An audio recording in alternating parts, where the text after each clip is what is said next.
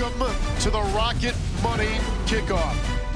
From Raleigh, North Carolina and Carter Finley Stadium, it's a Friday night showdown in the ACC. Both NC State and Florida State bowl eligible with a win tonight. Anish Ramondre where? A contrast in size with yeah. two quarterbacks. Tommy Castellanos, 5'11" for Boston College, but he can beat you with the big throws and his feet. Got two playmakers. If you like quarterbacks tonight, this is your game. Castellanos, a dual threat quarterback, a playmaker, and you got C.J. Bailey on the other side, a guy that can flat out just spin the football. This guy is about 6'7", and can just play the position. He's at home. He's about flawless when he's in this building. We're going with 6'7", not 6'6". 6'7". I'm going to bump him up. All He's right. 6'7". And that may jump the shark in about 5 minutes. David versus Goliath in today's Spotlight, brought to you by Rocket Money. C.J. Bailey at home has been a difference maker. Home road splits are crazy. Yeah, you talk about the difference in almost 10 percentage points of playing at home and then playing on the road. He's flawless in this stadium. And it's Castellanos coming in here. You know he wants to get his team to bowl eligibility, take his team to a bowl game. He's going to do everything in his power to will Florida State to a win tonight. It's been a rocky season for Florida State. They started 3-0. They had that big win against Alabama and then kind of hit that skid, losing 4 straight, but they still have a chance here at the end to get to bowl eligibility with a win. Yeah, when you look at how they started the season, it was magical. They go down and take care of Bama, or have Bama, you know, in that first game, they take care of it. Then they go on a skid after that, much like NC State did in their start to the season. 3-0, they go on a skid, and both teams here tonight at 5-5 looking to knock one or the other off. Two teams that have had dual personalities throughout the season. With NC State, we've seen it just in the last 2 games. Yeah, you see the points scored against Georgia Tech and then against Miami last week. They felt or faced an enormous amount of pressure in that game. C.J. Bailey's going to have to be prepared for that because Florida State's going to bring pressure. A couple of Jekyll and Hyde teams. Who shows up, the doctor or the mister? This has been the Rocket Money Kickoff.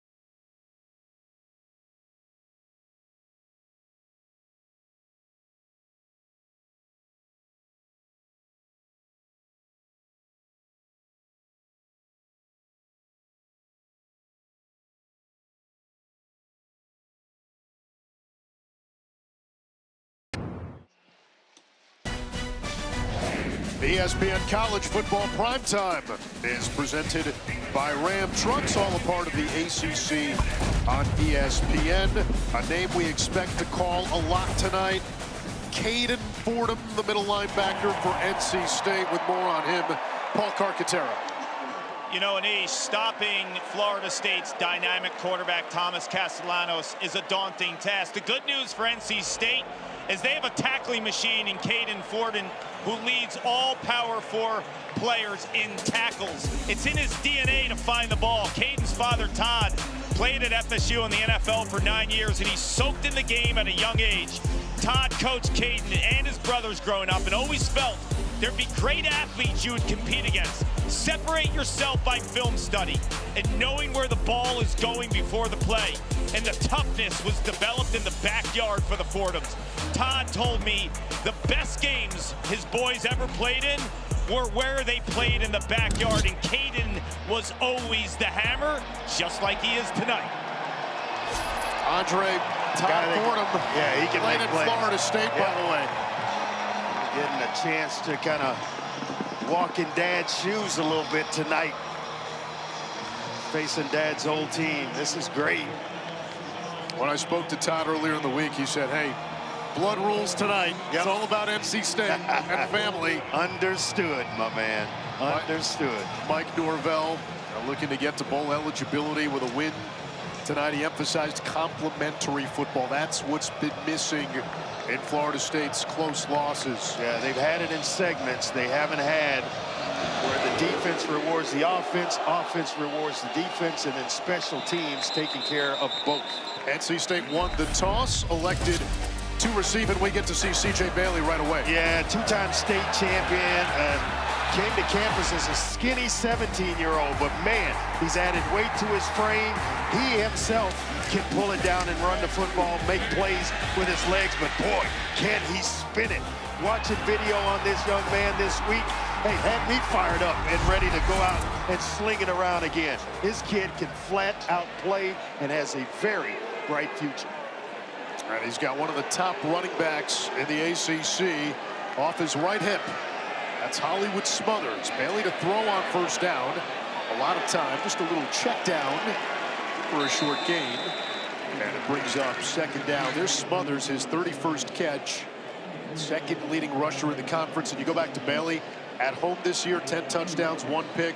On the road, 9 touchdowns, 9 interceptions. And the last time he was on this field, he helped NC State pull off a win against a top 10 Georgia Tech team. Smothers with a big hole, a stiff arm, and room to run all the way into Seminole territory, a gain of 26. And a nice block up top. I think it's Keenan Jackson out on the edge as Smothers cuts outside. He picks up a block on the outside that gave him about another 5 to 7 yards in which to maneuver. The unselfish stuff, blocking down the field. That's what that's winning football.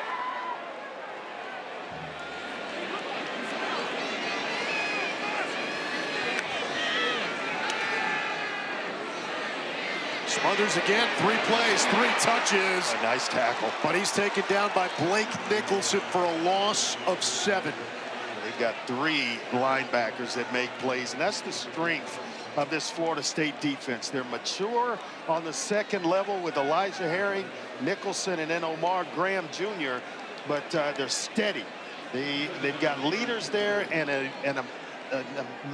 bunch of depth at those 3 spots. One change for NC State up front. Number 64, Rico Jackson, starting at right tackle with Teague Anderson banged up. Keep it on the ground, broken tackle. And that's Duke Scott. You hear the Duke chants. Smothers didn't play in the Georgia Tech win.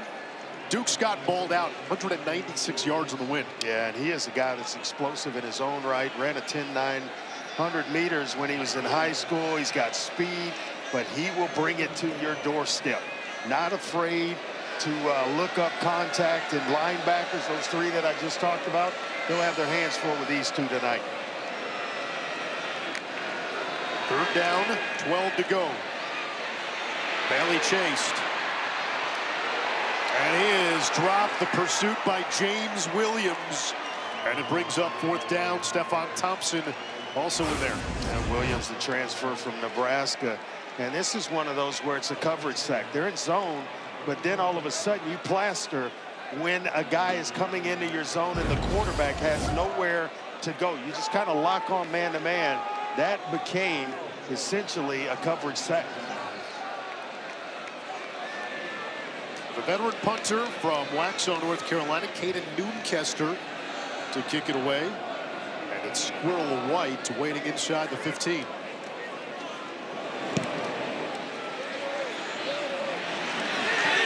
Fair catch called for and made at the 10 after a 44-yard punt. Time for Tommy Castellanos. Yeah, dual threat quarterback. He's mobile. The guy can extend plays, and then he's just a playmaker. One of the highest percentages, and when throwing the football down the field, the completion percentage is unbelievable. He can throw the deep ball, but man, he's just fun to watch. We've got one heck of a quarterback battle between these two, C.J. Bailey, and now it's Tommy Castellanos' turn. Castellanos last week in the win against Virginia Tech, 3 touchdowns, 1 through the air, 2 on the ground.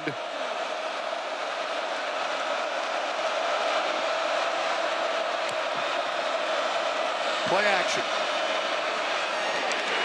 Wants the deep ball, wants Deuce Robinson. It's incomplete. And it's broken up. This is an NC State defense that has been ravaged by injuries in the secondary. Marshall, though, with the PBU. Yeah, they try to go to Marshall Island quick. That's what he calls it when he's out on the outside. Marshall Island. But it's a heck of a play by Devon Marshall there in coverage, getting back in position to just get a hand in there and break up the football. Look for Florida State to hand this baby off right here. Roydale Williams in the game for Florida State. Now 2nd down and 10. I look for a run to get back on schedule. Moving the pocket. Nice. And a strike for a 1st down. LaWayne McCoy. It's a nice job by Gus Malzahn. Everybody in the building, myself included, they can get back on schedule because that's what he talked about this week. And he's got a lot of trust in Tommy Castellanos, who reunited with Gus Malzahn. They were together at UCF. He went to Boston College and then now made his way to Florida State, where Gus is the offensive coordinator. On the ground, it's Roydale Williams, who's been banged up much of the season, for a gain of 3. And the important part of that, Andre, Malzahn and Castellanos parted on good terms. Yeah, they did. And therefore, when they went to find a guy to execute Gus's system here at Florida State, it was easy to identify Tommy Castellanos, the past that they've had, and reuniting those two together has been nice. It's the #1 offense in the ACC and the #1 rushing offense as Williams sets up a 3rd and short.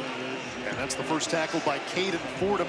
One important note, top rushing offense in the ACC for Florida State, but they're without Sam Singleton, one of their key running backs. It's been Singleton, Usman Kroma, Gavin Sawchuk for the most part.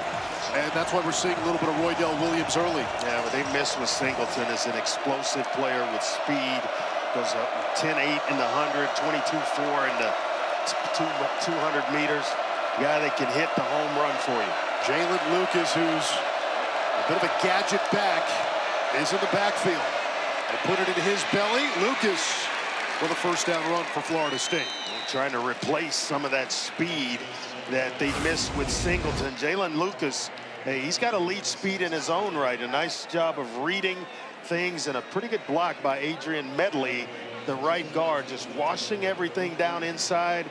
And here comes Jalen Lucas right behind him to pick up the 1st down. And this is what makes Gus Malzahn such an elite play caller, because the book is when Lucas is in the game, watch the perimeter. NC State told us so much.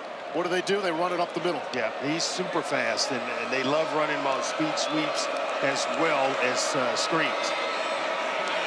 Castellanos loads up, takes the deep shot, and it's incomplete. He wanted Danzy, who might be the fastest man in college football.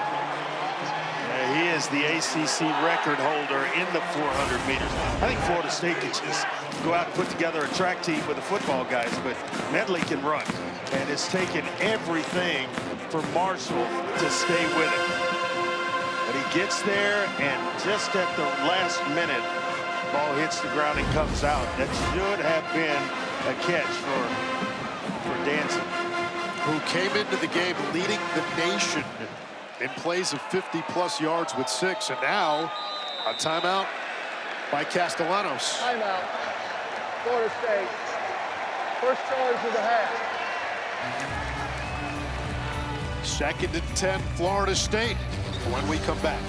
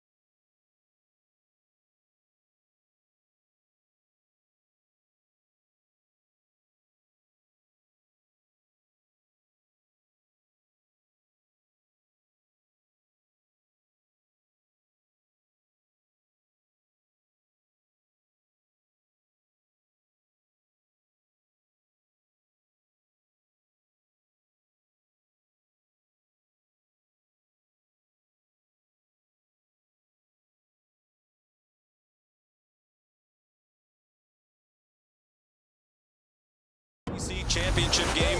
Zone!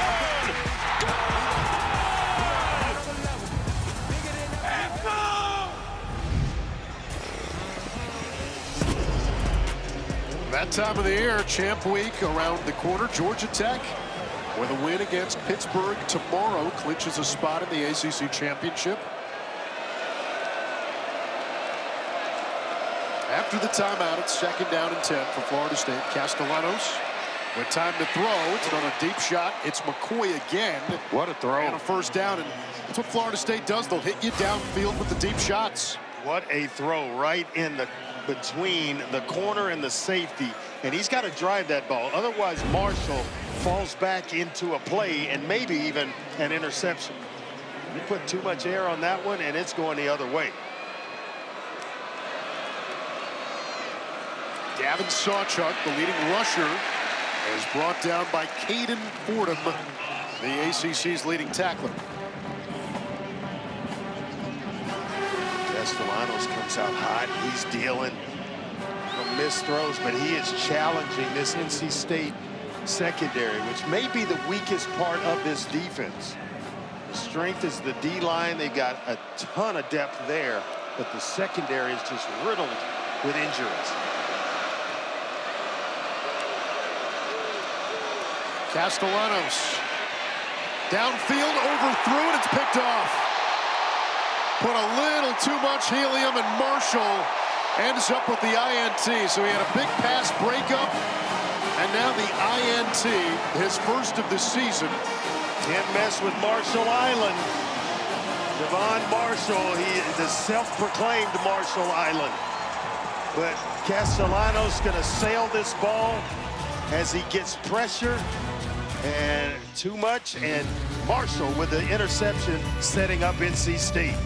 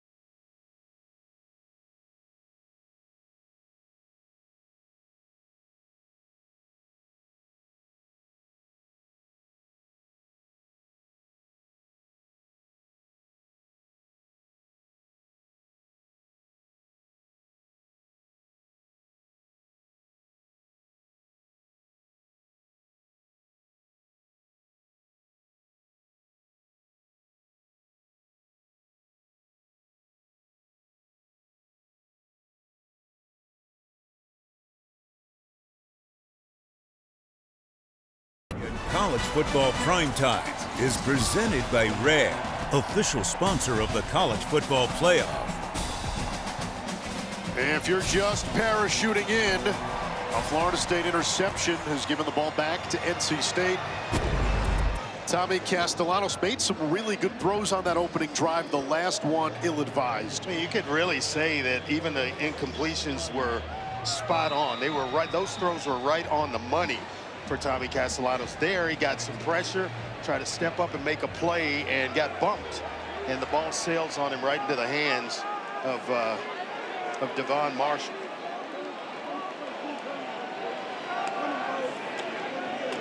Hollywood Smothers gets the call on first down and gets tackled after a short pickup. Darrell Jackson, a big nose tackle, top 10 defensive tackle according to Mel Kiper, 6 and white. This guy can play. I mean, you talk about just a machine on the defensive line. He can make plays. Good pass rusher, inside pass rusher from that defensive tackle spot too, where he just consistently pushes the pocket right into the quarterback's face. He has demanded double and at times triple teams this season. Bailey to the air, another check down there. Smothers. Spin cycle. Nice. And he typhoons up to the 34-yard line. Sets up a third down for both NC State. Yeah, both backs, Duke Scott as well as Hollywood Smothers, they catch the ball well out of the backfield. And they know what to do when you get them in space.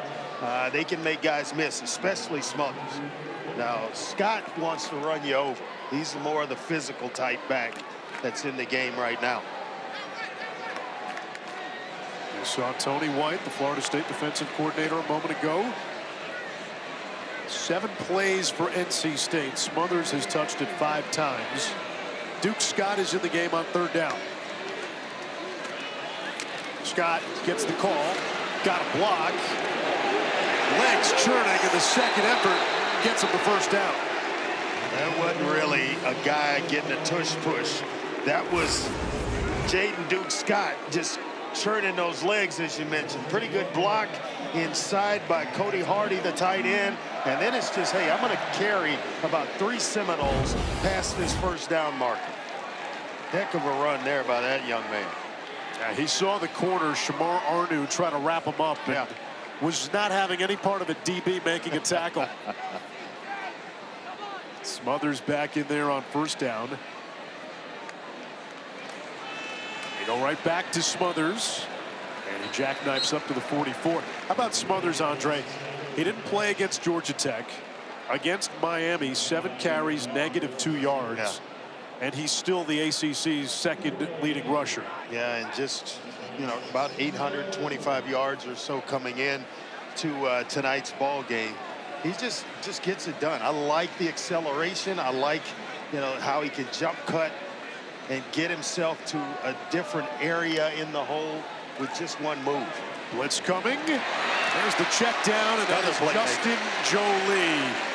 Leads the team in catches. He's their tight end, H-back, and he picks up a first down for the Pack. Yeah, he was a high school wide receiver, kind of a tweener. Got to UConn, gained some weight, and then made the transfer to NC State. But he is a guy that has fought a quad injury this year. He's back, and boy, they happy to have him back in the lineup. He gave America that viral moment with the Greg Jennings touchdown. Oh, yeah. Fake toss. Right back to Jolie, upended, and he hangs on. Earl Little got him. It's a first down. What nice throw by C.J. Bailey. The pitch action kind of forcing the linebackers out wide, and that gave Joseph Jolly a place to go in terms of the zone coverage. You just move guys with the action of C.J. Bailey, and it just left a big void for Jolly on the back end. Bailey is 5 for 5. Smothers. Smothered. You're talking about Mike Norvell and playing complementary football. That's what NC State's doing right now, capitalizing off the interception of Castellanos.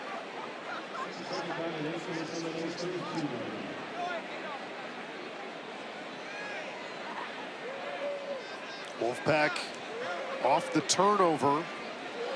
Now inside the 35-yard line of Florida State. Bailey, quarterback run, got a block. Plunges ahead to the 27. It's going to bring up a 3rd and 3 for NC State. How many guys with his size do you see doing that? Quarterback runs at 6'7". He is tremendously athletic for that size. Can move, he can run, he's fast. And the arm talent is just superior. He will play on Sundays. There is no doubt about it. Tony White, the Florida State defensive coordinator, told us that Bailey reminds him of Jaden Daniels when he just got to Arizona State. That's Dante Daniels, and it's broken up. Ashland Barker in coverage, but we do get a flag. I think it's going to be interference on Florida State. Maybe a hold. Pass interference, defense number 27. Either way, it's an automatic first down.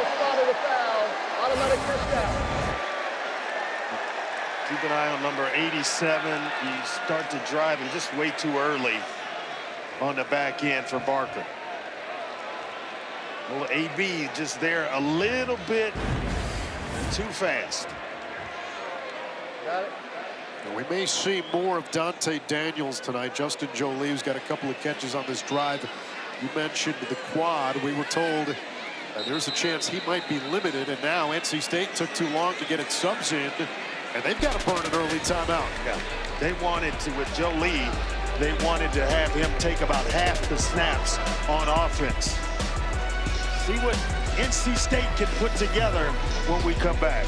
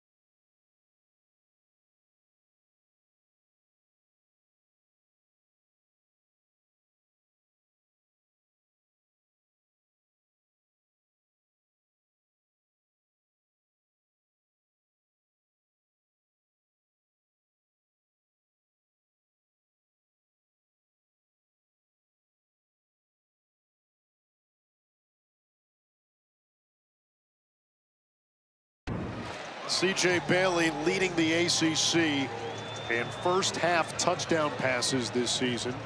Sophomore out of Miami, and when he's good, he's been real good at times. We saw it. Yes, indeed. Against Georgia Tech, they were chanting his name on this field before they rushed it. In that Georgia Tech game. Nothing better than having that from your home crowd.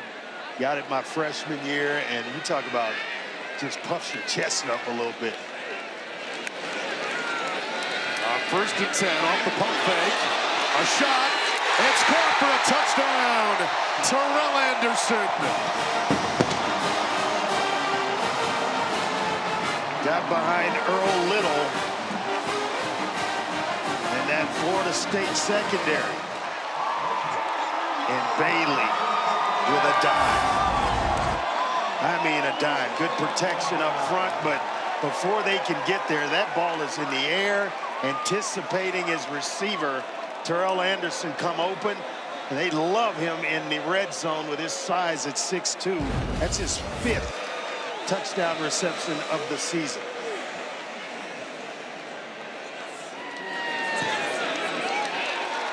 The PAT by Kanoa Feinset. C.J. Bailey, after struggling last week against Miami, off to a blistering start. 6 for 6, 44 yards, and the touchdown to Anderson.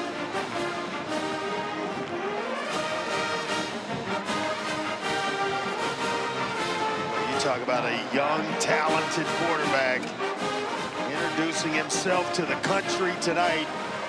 6'7" C.J. Bailey, who is as athletic as anybody smaller than he is, and he can throw it with precision. You know, keep in mind, when he arrived at NC State in January of 2024, he was 17 years old. He weighed 176 pounds. He told me now he's 214. It was hard. It was frustrating adding that weight. He had to change his eating patterns. He said contact a year ago, he was going down. Now he's breaking tackles and he's faster. But most importantly, he's growing mentally. He told me tonight the key thing would be to get the ball out fast, because they are coming after him. He's got to be dialed in pre-snap. We saw it there, Andre. Yeah, we did. Carr can get back to you after this quick return. He is just a nice stop and go route here. You're going to have the outside receiver just kind of stop, and then he takes the outside release, and Bailey with perfect timing to get him the ball. That stop inside and then puts the ball up with enough air under it. Amazing. He is growing so fast, and he's going from running plays to playing quarterback. And there is a huge difference in that. You're just running plays in what the offensive coordinator calls. Most guys around the country are. When you start to get out of things, check plays, go to the sideline with ideas. Now you're playing quarterback. Now we're starting to see a young man come into his own, and certainly NC State hoping that he's here for a few more years. Jackson Vick delivered the hit that time on McCoy. This might be targeting. That's a defenseless player, that wide receiver. And McCoy is, I believe, is the receiver that's down. Personal foul, targeting defense number 22. That plays under further review. Let's bring in Matt Austin here in just a moment. We're going to go to the ACC Game Day Operations Center first to listen in. I'm thinking that's just a hard hit. All right, let's listen into the ACC Game Day Operations Center. I got it going to the side right here. Okay, guys, the ruling on the field is a catch, personal foul targeting. So you can see him coming in here, Riley. He's lowering his head. Right. I see contact to the shoulder. So before we do that, let's go through the catch process. So we're going to play this in regular speed when we look at the program. So we're going to see that we see control of the ball, then we see contact, and then the player going to the ground, and then the player strips the ball out. And we'll see that through the program. Would everybody agree that we have a completed catch and we would uphold that part of the rule? Correct. Absolutely. Okay, so now we're going to go into the targeting piece. So now with this one, where he's going to catch the ball, would we all agree that number 7 is defenseless? Yes. Okay, so now let's go through here and identify if we see the shoulder is contacting the shoulder based off of the look you're seeing here. I agree with you, Reeves. 25, yeah. Okay, so now, so we see shoulder there. I'm trying to look at another angle to see if we see anything else. If we look at our high right end zone. Now they rule targeting, which, and based off of this look, I see shoulder to shoulder. Are we all in agreement we don't have targeting on this? No targeting. So we're going to have a completed catch, and we're going to take off targeting. Is everybody in agreement on that? Yes. Oh, okay, perfect. So Okay, great. So it'll be second down. At the 25-yard line. 25 yards. Second 25 down, yard line. Second down at the Position 25-yard line. No target. Okay, Correct. thanks, guys. Hot clock. thanks, Hot guys. clock.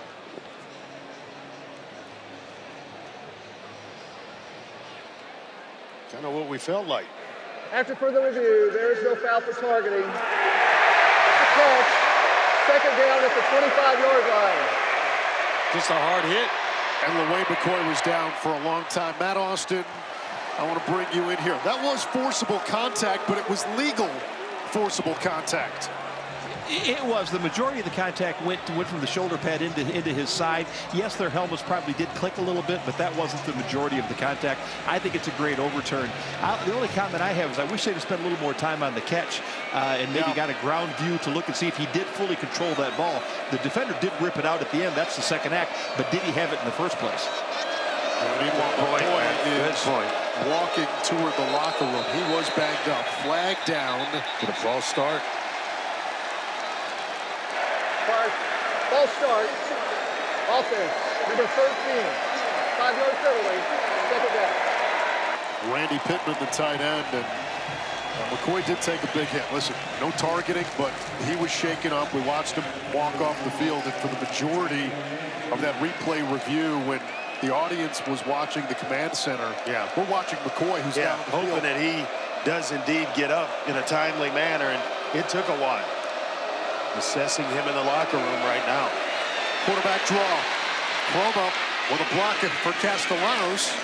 And he's right at the 30. That should be enough for a first down. Guess who then making that play? Caden Fordham on the second level of the defense for North Carolina State.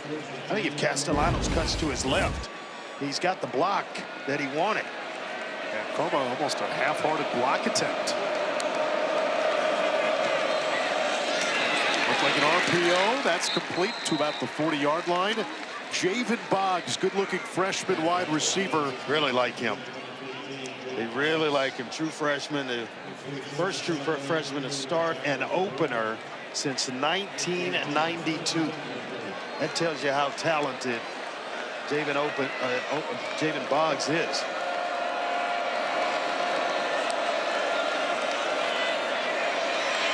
Castellanos takes off. Boy, he is lightning fast. He is across midfield, a gain of 11.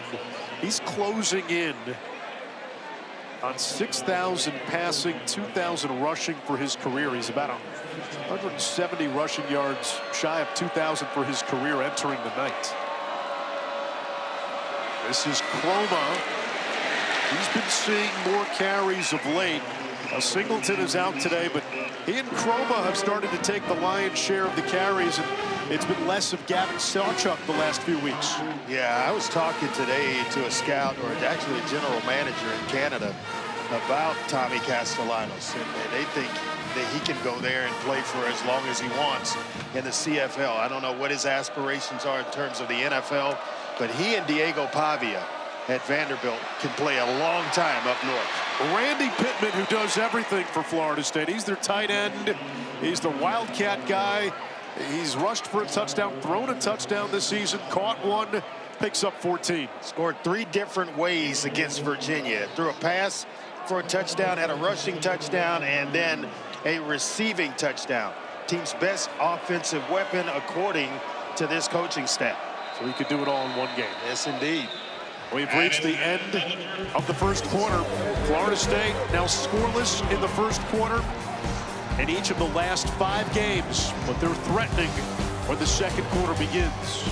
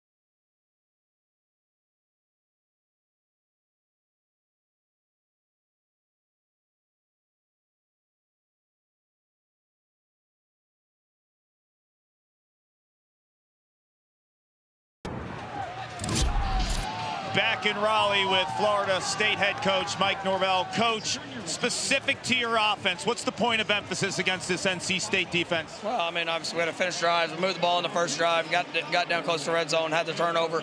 We put together a good drive here. Just got to continue to take what they're giving us, and you'll be able to keep that balance. Thank you. Thank you. They wanted explosive plays, and we've seen it from Castellanos. That ball batted down, and Mike Norvell's right. It was near this area of the field last time.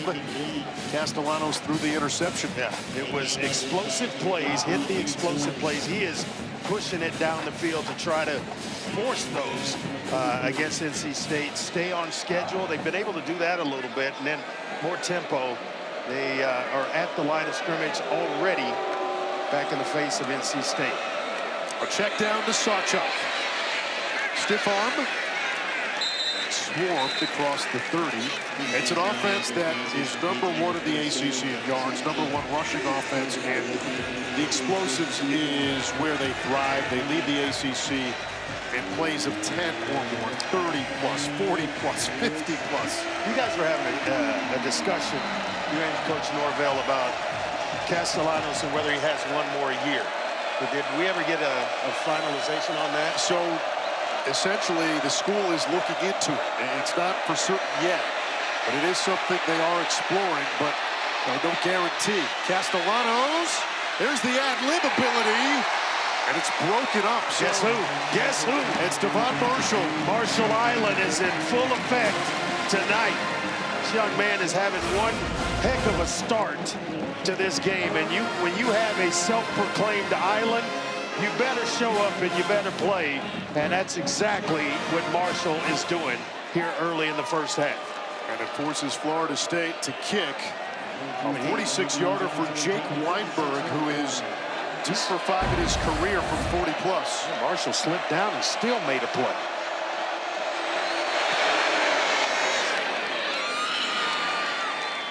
Weinberg gets Florida State on the board.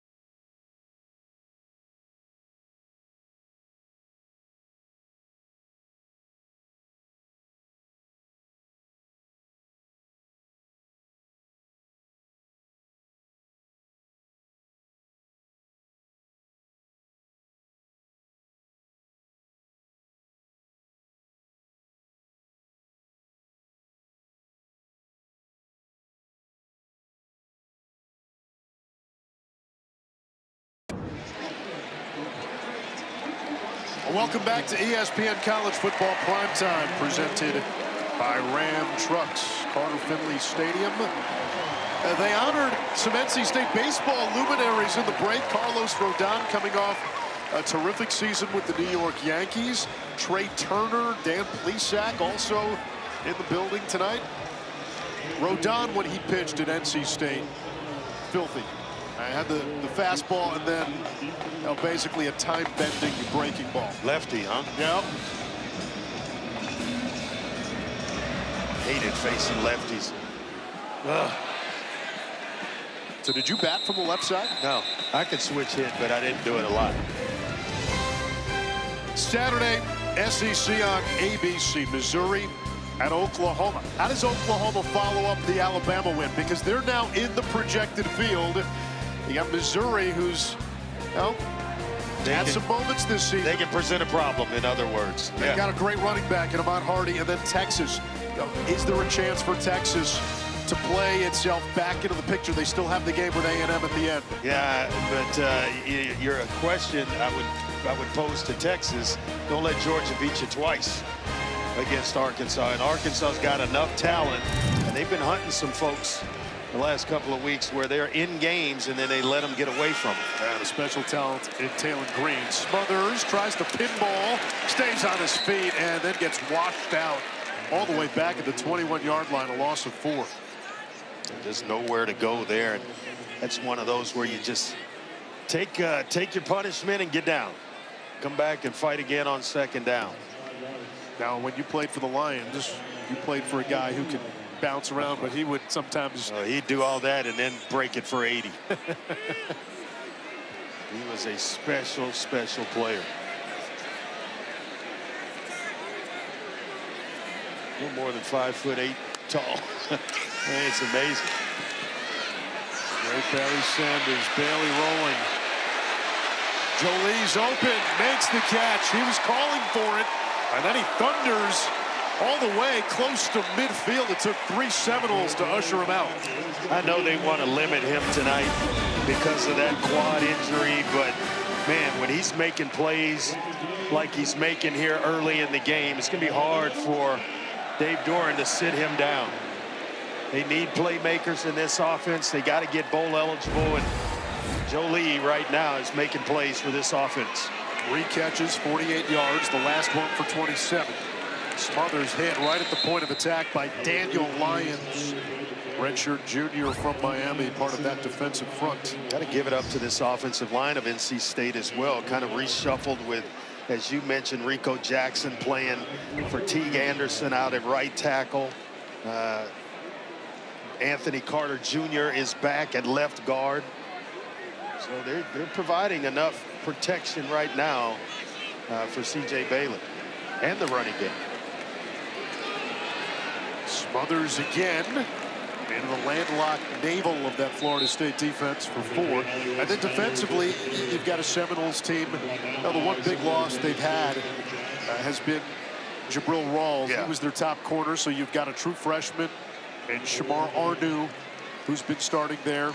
They like to blitz Jabril Rawls a lot, and he's an excellent blitzer off the edge when they brought pressure.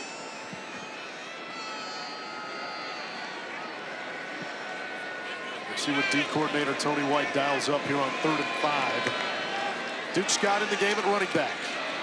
Bailey steps up. He's hit from the backside and taken down. The ball may have come out as well. Florida State says they have it. Bailey is getting up kind of gingerly.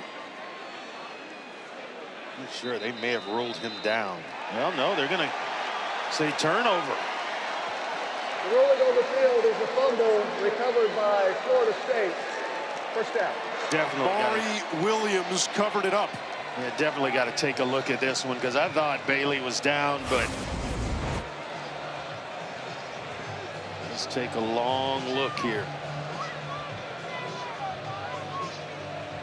Is that ball coming out when the knee goes down? Let's bring in Matt Austin, our rules analyst. Matt, first glance, what do you see? It's really hard to tell. It does look like it might. I can't really tell, to be honest with you, from that view. It gets a little blurry, but it looked to me like the ball might have been coming loose. And since that's the ruling on the field, they may have to uphold that. The field is a fumble recovered by Florida State. That play is under further review. Yeah, I'm in agreement with you, Matt. It looked as though the arm was being tugged as the knee hit. Let's check in with the ACC's Game Day Operations Center. This is probably your best okay, guys. Yep. Hello. Hi, Riley. Riley, what's the ruling on the field? The ruling on the field is a fumble recovered by Florida State. Right. Okay. You got my screen. Take a look. He's going down. Look, his knees are down right there, and he's still got control of the ball. I got it. Yep. Okay, so his knee is down, so we're going to overturn the ruling on the field. And when we do that, we're going to... Yeah, let's get the ball position. We're going to have... On the 49-yard line. 49-yard line. Yep. Replay ruling, so we're going to... So we're going to have him down at the the plus 48. 49 and then... Plus 49? Yep. All right, let's get the chains and the down. Make sure we're correct. Make sure they moved the chains already, so we have to make sure that we get it back to where it was. Right. So plus 49, so it's going to be 4th and 7 at the plus 49-yard line, hash 3. 4th and 7. Yep, hash 3 is correct. At the plus 4th and 7. All right, okay, make sure 4th and 7. 4th and 7 at the plus 49-yard line. You got it. 42 and 48. Okay. I got it. Thanks, guys. Thanks. 48.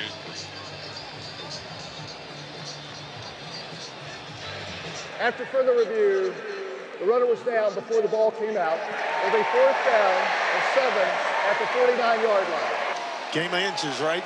Matt, was that clear and obvious to warrant an overturn given what the ruling on the field was? In my opinion, it all depends on how you define he still has firm control. If you think his arm being pulled away, if he still has control of that ball when the knee hit, then yes, I'm good with it. And that's a subject that's up for debate on when he loses control, when his arms are being pulled away from his body. And I think generally when there's a question of, did he lose control? I'm not sure. It's close. We always see the replay review default to whatever the ruling on the field was. That's the surprise in this instance. It's 4th down, and NC State avoids the turnover. They'll punt it away. Squirrel White waves for a fair catch and makes it at about the 14-yard line, a 35-yard kick. Florida State ball either way. They've got it with 10:52 to go in the half.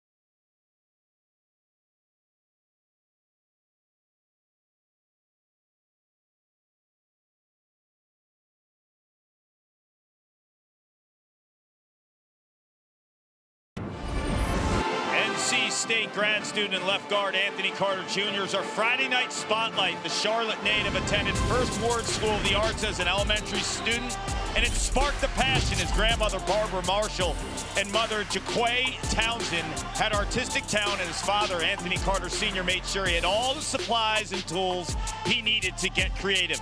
At first, he was heavily into sketching, then it evolved into realism pieces, and now murals. And he's in the midst of creating an amazing mural for offensive line coach Garrett Tujay right in his garage. And Anthony told me the flow state of art gives him peace and the ability to express himself. It's calming in a world that can be hectic, he went on to say, and the escape speaks to people without saying a word. The big fella's talented. He's got some artistic good chops. stuff, deep stuff, man. NC State has had some well-rounded, culturally rounded offensive linemen over the last few years. Jalen Lucas gets the call. A few years ago, Chandler Zavala, his dad, was one of the celebrity chefs. And so he's got some culinary skills from what I hear. We're gonna hang out with them a little bit, have a couple of nice meals. That time of the year, huh? Yeah. 2nd down and 9. Lucas remains in the game, and he's got the attention of DJ Elliott, NC State's D coordinator. They're worried about Lucas getting on the perimeter with his speed.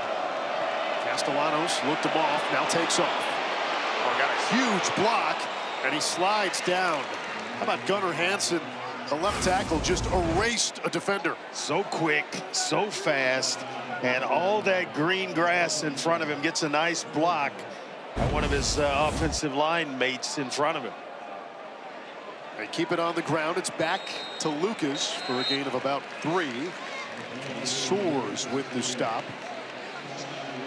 And Coach Malzahn going against tendencies tonight in regards to Jalen Lucas. Usually he is what you described earlier as the edge player, speed, sweeps, screens, dangerous in space, but trying to keep NC State off balance and on their heels a little bit, running in between the tackles. The running back rotation continues. It's Sawchuk. Eluded the first man and turns that into a nice pickup of 5. It's 3rd down and 2. Really good vision and speed, and he's got enough speed to hit home runs.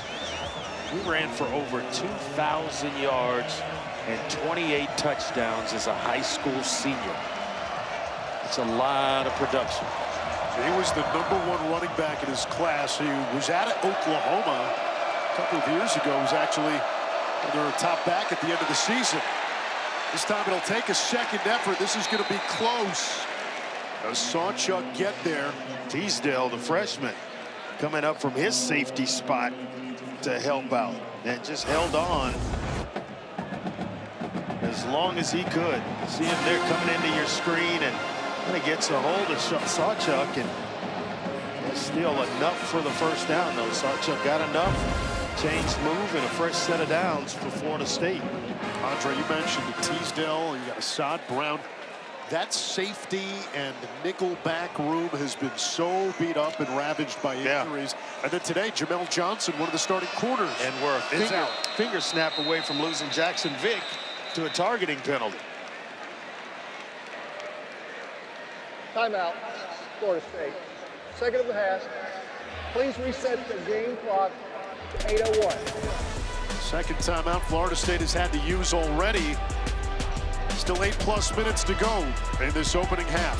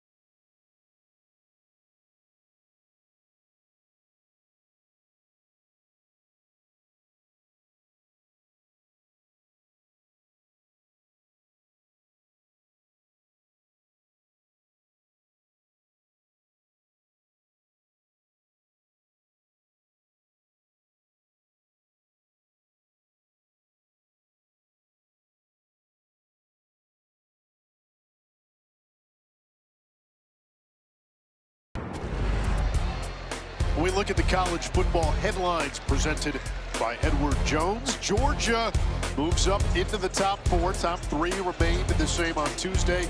Georgia Tech can clinch a spot in the ACC championship game if they beat Pitt.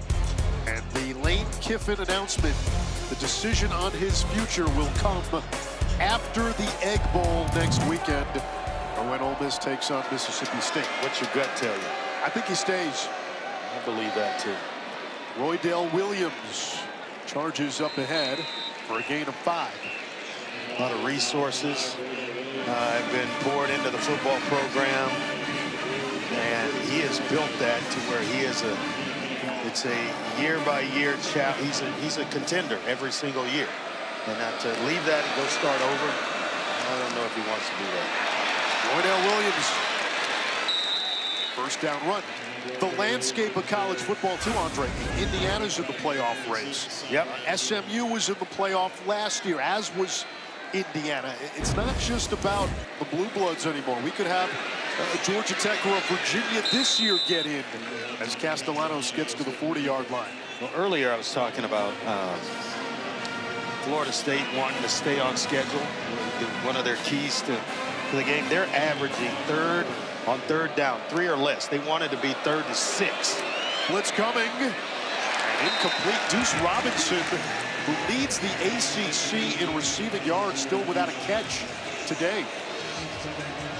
They'll figure out how to get the ball in his hands, don't you worry.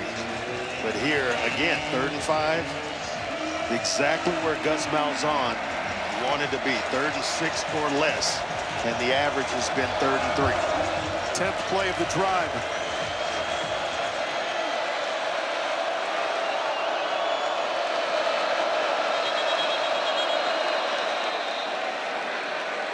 Timeout. North Carolina State. Second charge in the half. NC State 30-second timeout. wants a timeout. Florida State has been able to move the ball. They just have not been able to finish drives. The first one resulted in an interception. Last time out, again, getting into scoring range. Field goal, and now a big 3rd down. This could be 4-down territory too. Yeah, and I think here, if you're Gus Malzahn and you're talking to Tommy Castellanos, it's, hey, don't reinvent the wheel. If you have someone open off the snap, right, you see it pre-snap, go ahead and take it and pick up the first down. Let's move the chains here. Had an uncovered slot to the wide side of the field, and that's an easy throw for Castellanos.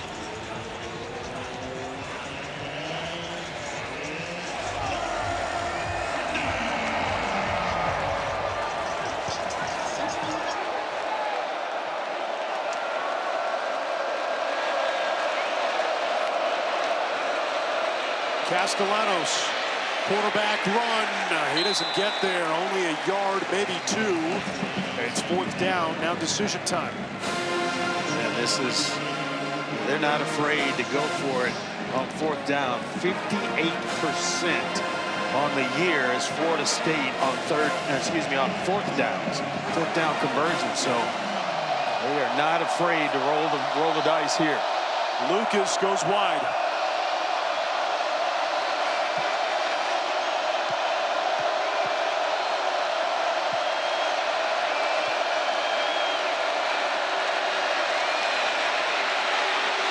Castellanos takes off, leapfrogs, and he's got the first down. One thing about Castellanos is he's fun to watch. I mean, you're going to get a lot of excitement when this young man is in the lineup, and they're just diving, wheeling himself, using his body to pick up the first down. Now going quickly. Takes off, has room, angles out of bounds at the 24, a gain of 7. That's what having a mobile quarterback will do for you. You're perfect everywhere. Everywhere across the board. On the back end, linebackers are locked on to backs and tight ends and secondary, holding it down against receivers. And then all of a sudden, Castellanos breaks one off for about 7 yards. It's tough. It's frustrating. It just shows you what he means to this offense. 2 years ago, Jaden Daniels was the only quarterback who had more rush yards than Castellanos. Strong run by Sawchuk. to move the chains. A red zone try for Florida State. That relay I was talking about, might put Castellanos on it. We get maybe the first leg. Right back to Sawchuk. And bottled up, there is a flag.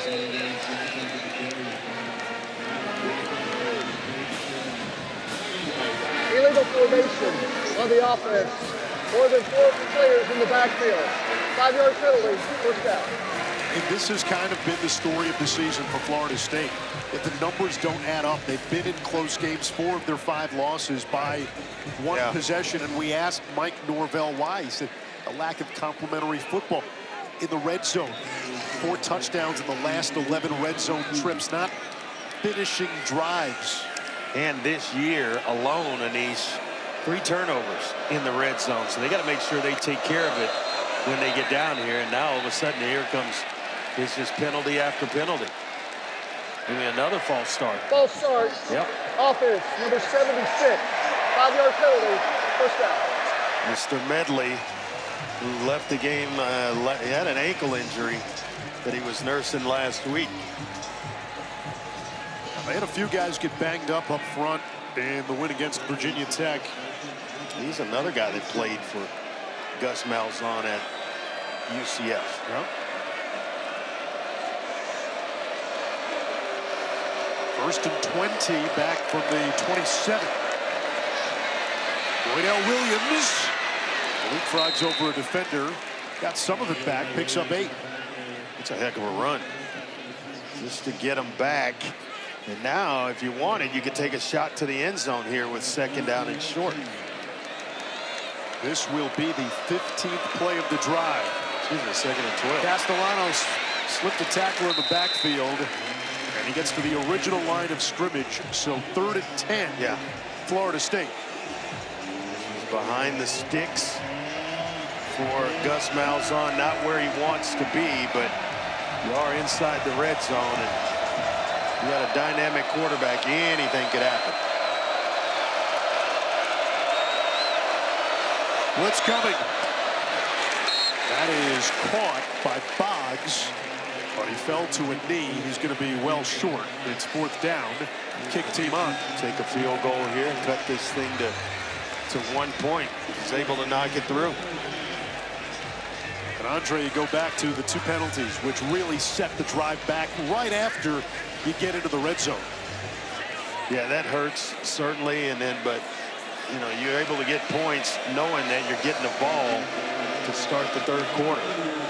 A 30-yarder for Weinberg, who hit from 46. Got to knock this through though.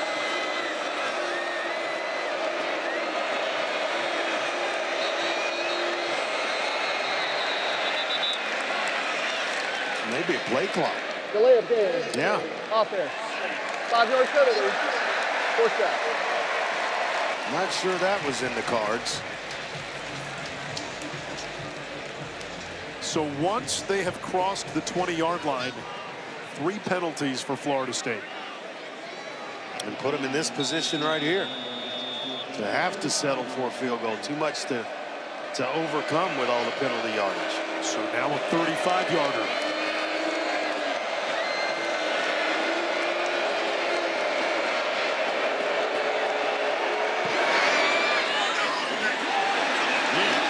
Weinberg misses.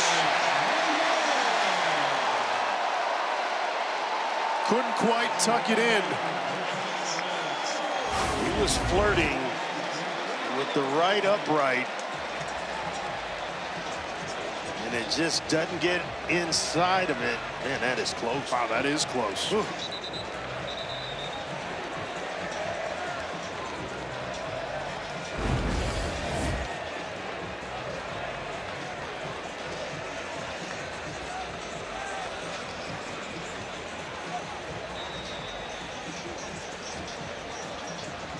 Story of Florida State's season. They have moved the ball with ease for most of the night. They get across midfield, and they had this drive stalled because of penalties and a missed kick. They had another end in Wolfpack territory on an interception.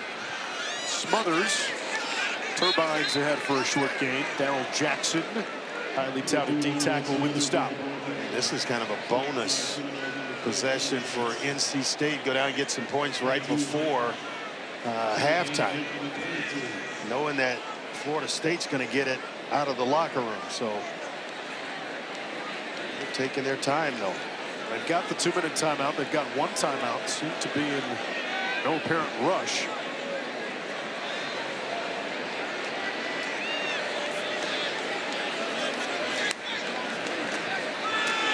Keep it on the ground. Smothers sheds 2 and fights forward. It's going to set up a 3rd down and about 2. Hollywood Smothers averages this season almost 5 yards after contact. Offense number 65. Oh, wow. 10-yard penalty. 2nd down. They get Jacarius Peak, the left tackle. Big fella. Maybe their most talented, their best offensive lineman. Big fella out in space. And not knowing that that run is coming at him, he feels the defender slipping off. The hands go outside the shoulder pads, and he indeed doesn't hold it.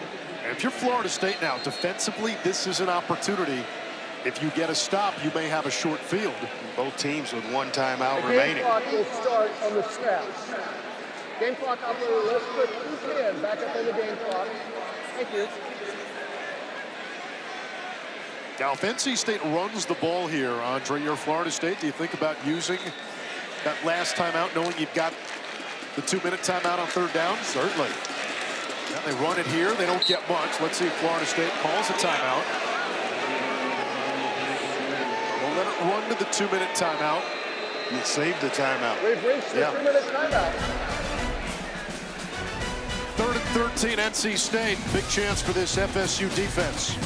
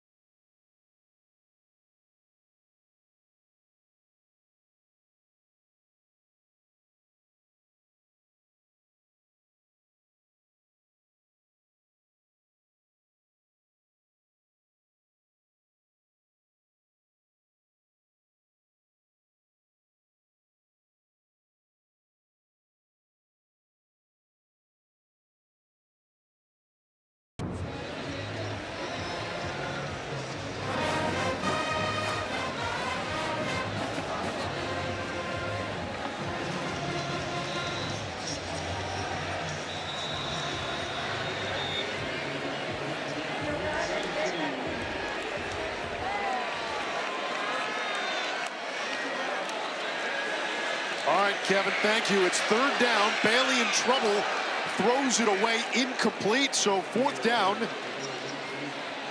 Oh, they didn't blow the whistle, did they? Now they finally say incomplete pass. That was an incomplete pass. Definitely it was an incomplete pass. But what that does, the pass stops the clock. Florida State holds on to that timeout. Yeah. An incomplete pass.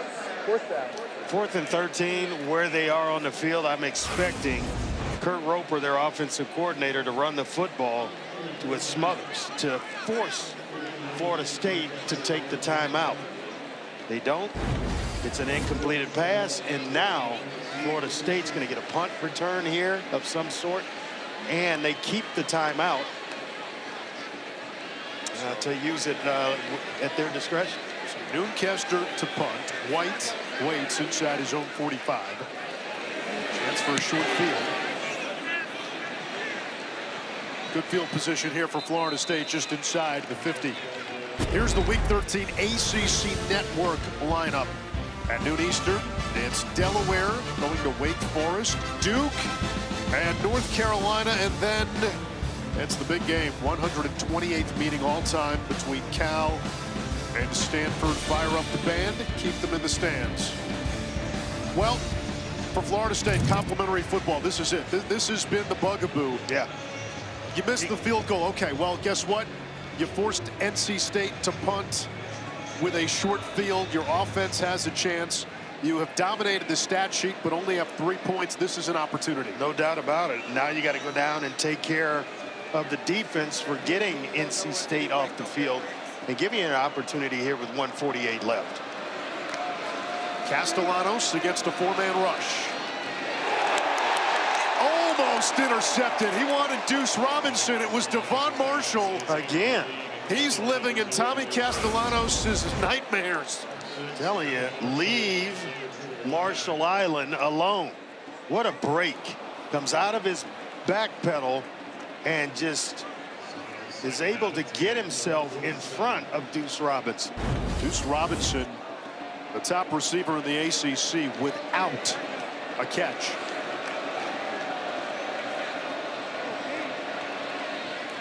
That's Pittman. You get about half of clock running. Yep, you get about half of it there. Right now, in the back of your mind, if you're Florida State, you're thinking field goal. At least. At the very least. And with the tempo they use and can use, you can get greedy. Castellanos, he gets nowhere. A yard maybe. It's 4th down. I start thinking about taking this time out if I'm Dave Doran. What does Florida State do? Do they go for it? We're on 4th down. I wouldn't let all that precious time run down. Looks like they're going to bring on the special teams unit. Although, this is the area of the field where sometimes you get the trickery. Yep. First punt of the game for Max Cimento.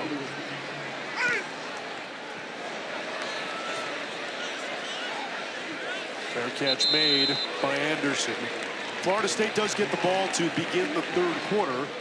And now NC State with 1 timeout, 42 seconds. How do you expect Kurt Roper and this offense to play it? Well, without taking that timeout, I expect NC State to get to the locker room. Yeah, because if you were really trying to go down and score, you take the timeout and save yourself the time, and you try to work yourself down the field by, spiking the ball on first downs after you pick up a first down, rather. But when you just let that much time run off the clock, I don't expect them to really go down and try to pursue this, especially where the ball is in this field position. It's been a weird and odd first half between these two. Florida State, 132 yards rushing, 200+ yards of offense, yet only 3 points. Bailey will step up. Puts his head down. He's got a first down. That'll momentarily stop the clock. Now they need to have had that second play called in the huddle so that you line up, basically same formation. So you're not waiting on guys to move around and get set. Underneath, that'll keep the clock running. Keenan Jackson. And now a timeout. Timeout. North Carolina State. Yeah, now they've got the breathing room needed to try to put something together, but just not sure 19 seconds can give you enough time to do it. Yeah, and NC State on the season as a team has attempted only 8 field goals. They've made 5. It's the lowest amount of field goals made and attempted for any team in the ACC. And Kanoa Vincent, their kicker, on the season has not attempted a single kick from beyond 40. But they feel like his range is somewhere around 45 and in. So they can stretch him out a little bit. Last year he did hit from 52 against Louisiana Tech. No timeouts, only 19 seconds left.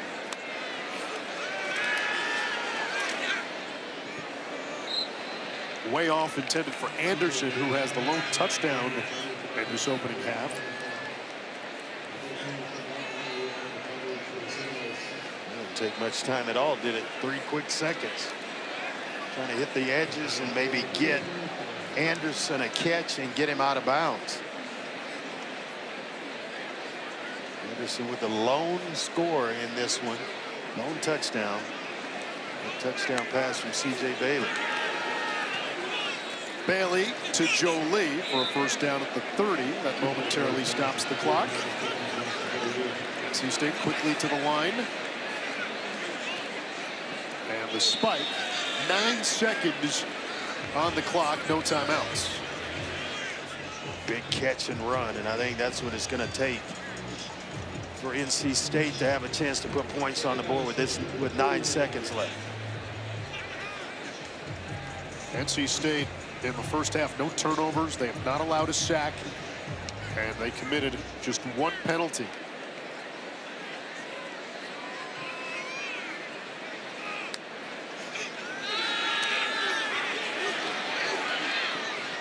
Bailey throws it away in the direction of Jackson. And 3 seconds remaining, and you just get the chance. NC State's not going to take any kind of a risk here with the lead at home.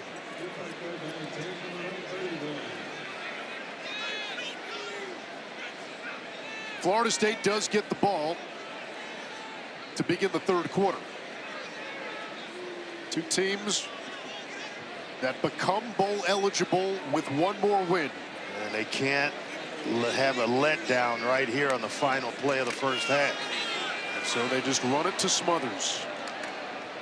Broken tackle, flag down, and we'll get the penalty. Flag comes in from the back. I thought maybe a face mask. Wait till we clear the field first.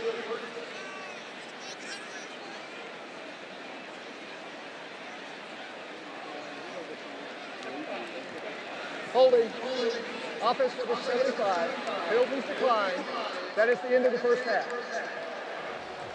So it's baseball night here at Carter Finley. Carlos Rodon is here. Trey Turner is here. Dan Plesac is here. We've got a baseball score, and we've got a baseball host in the studio. The pride of baseball tonight, Kevin Connors with E.J. Manuel.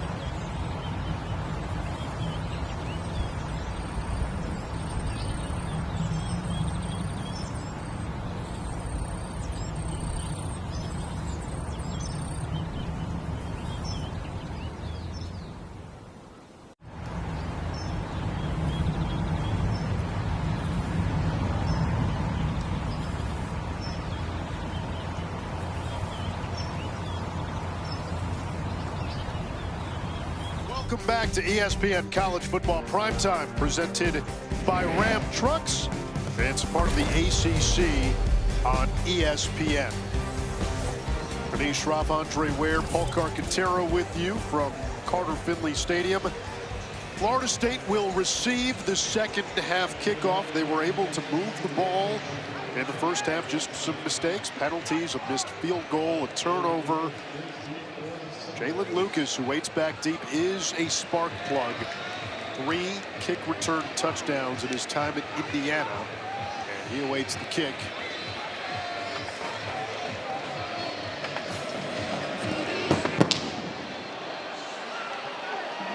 Won't get a chance. Anish Shroff, Andre Ware. The first half, in a lot of ways, didn't make a lot of sense. Florida State was able to move the ball. It's the stuff that's gone wrong for Florida State in their road losses. Yeah, I mean, you turn it, but you're moving the football. You got control of things offensively, and you throw an interception. Or penalties have kind of backed you up a little bit. So it's been tough treading for Florida State on the road all season long, and it's carried over into tonight's first half. Now that's the game track brought to you by American Express. What does Florida State have to do better in the second half? Well, it's just take care of the football and finish drives. You get down there, you can't, miss field goals or do things that take you out of field goal range or turn the football over. And they give it to Usman Kroma on first down for a gain of 6. We check in with Paul. Spoke to Mike Norvell moments ago, and he's confident they'll get things rolling here in the second half offensively. Over 200 yards of offense, but penalties at the wrong down and distances and drop passes, he said, have plagued them. Defensively, it's really important, he said, to get after C.J. Bailey and to wrap up Hollywood Smothers. They keep it on the ground again. Roydell Williams taken down for a loss. A flag flies in. Sod Brown Jr. coming up with a nice tackle there. Holding, offense number 13. 10-yard penalty, second down. So just as Clark talks about the penalties that Mike Norvell told him about, you get a penalty. Those are drive killers right there. It's hard to overcome a holding penalty. Right on the edge. Feel a back starting to slip outside. Definitely a hold there by Pittman Jr. No Sam Singleton today. He's part of the running back stable. They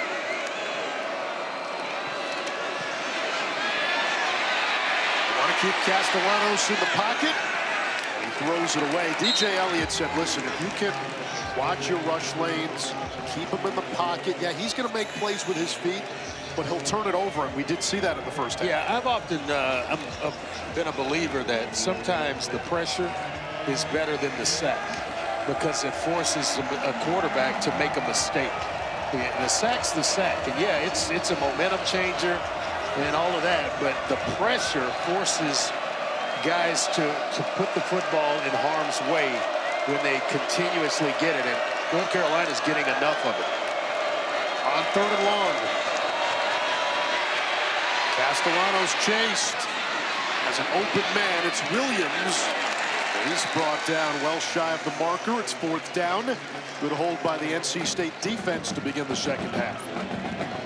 Nice stop defensively, and you're so concerned about the double dip at the end of the first half, and Florida State having an opportunity to score and then get the ball in the second half and go back down again.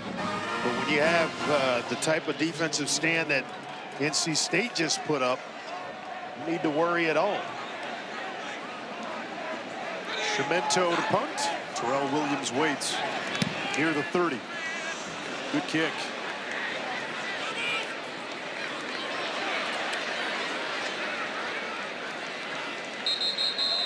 And Williams brought down at the 21. Week 12 of the NFL begins with the Sunday NFL Countdown Crew at 10 a.m. Eastern on ESPN and the app. And then Monday night, it's the 49ers hosting the Panthers, 8 Eastern on ESPN. You can watch Peyton and Eli on ESPN2. Bryce Young, guy, coming off a career game, set the franchise record for pass yards in Atlanta last week, and it's going to be Christian McCaffrey's first game against his old team. Wow. Boy, he was dialing them up last week. 448 If the Rams beat the Bucks on Sunday night, a Panthers win would put Carolina in first place. Oh, it looked like Bailey had a receiver open. He missed him. It was Anderson, second down. Kark? When I spoke to Dave Doran at the half, we were talking about the Florida State offense and moving the ball but not scoring. I said, is there any concern there, Coach? He goes, look at the score. 3 points. That's the top offense in the league, and we're playing our butts off. And offensively, he thinks a heavy dose of Hollywood Smothers would benefit them. He said he is playing so tough, so hard, breaking tackles, and he's been the guy. Well, they come out throwing 2 plays in a row. That's Jackson on the slant. And he picks up about 9. 3rd down and 1. And now it might be time for Smothers or maybe even Duke Scott if he comes in. But yes, Smothers will stay. Scott's the thumper. Smothers is more of the guy that can make you miss. They're going to leave him in the game. He is indeed their leading rusher coming into tonight. And Andre, they have brought in Will Wilson, who's got a package. He's their short yardage quarterback. 12 of his 18 rushes have gone for a first down. Looked like he thought about throwing. Now he tries to truck, and he doesn't get there. He lost half a yard. It's 4th down. He's only thrown 5 passes the whole year, so I'm not sure that Florida State's going to respect that. And it looked like just something to kind of give a pump fake, and he was going to run the entire time. They do a nice job of kind of shutting that down. He hit the play and Will Wilson. Oh, look out here. Wilson on 4th down this season is 4 for 4. He gets it, looking for room. And the second effort by Will Wilson. Make it 5 for 5 on 4th down this season for Will Wilson. They had him bottled up. You just got to finish the play. And then when they don't tackle him, it gave him the second effort. Right there, he's bottled up, and then all of a sudden that big body starts to churn, and they can't get him stopped. That's a gutsy call to go for it on 4th down. Big time guts. That juncture. Now Smothers ahead for a couple. Hollywood up to 60 yards rushing on 12 carries.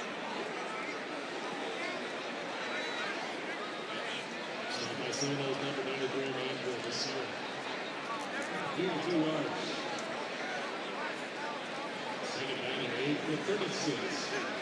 is usually where you get some crossers. Right in the middle, or right in front of C.J. Bailey. Right guard, Spike Souls out of the game. Now Bailey looking around. Nobody open. He takes off into the second level across the 40. By the way, Yusef Mugarbil came in at right guard for Souls. Yeah, he made Edwin Joseph miss, kind of stepped right over him as he's diving to make a tackle.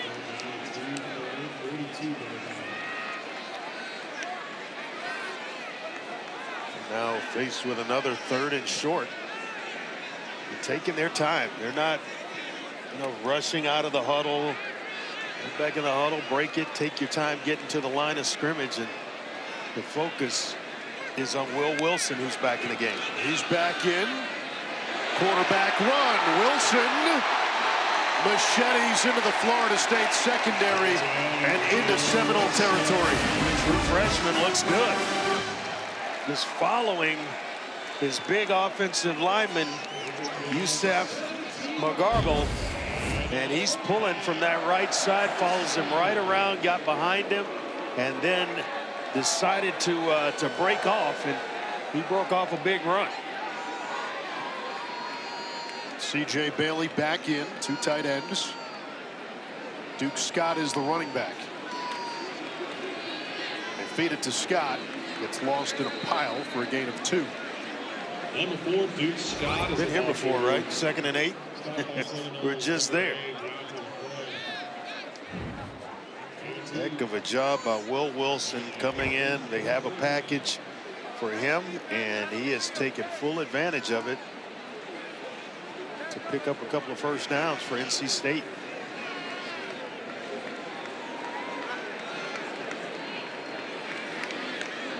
Out of an empty set. Quick slam. What a catch. And a diving catch is made by Teddy Hoffman, freshman from Delray Beach. They want to get him the ball more. Yeah, he is good in space and excellent at making defenders miss. That's just some catch right there. Laying out, body on the line, and true freshman makes a nice play for his quarterback. And Will Wilson back in. So Wilson has been called upon here a few times. 3rd and short, even a 4th and short. Play clock winding down at 3. And Will Wilson turbos and tornadoes for a gain of 5. Another first down. And NC State getting into some 3rd and shorts. Yeah, they got Cody Hardy, the tight end. He's down, and he is in an extreme amount of pain. The Wolfpack all season have dealt with injury after injury. Now it's Hardy who's down. We step aside.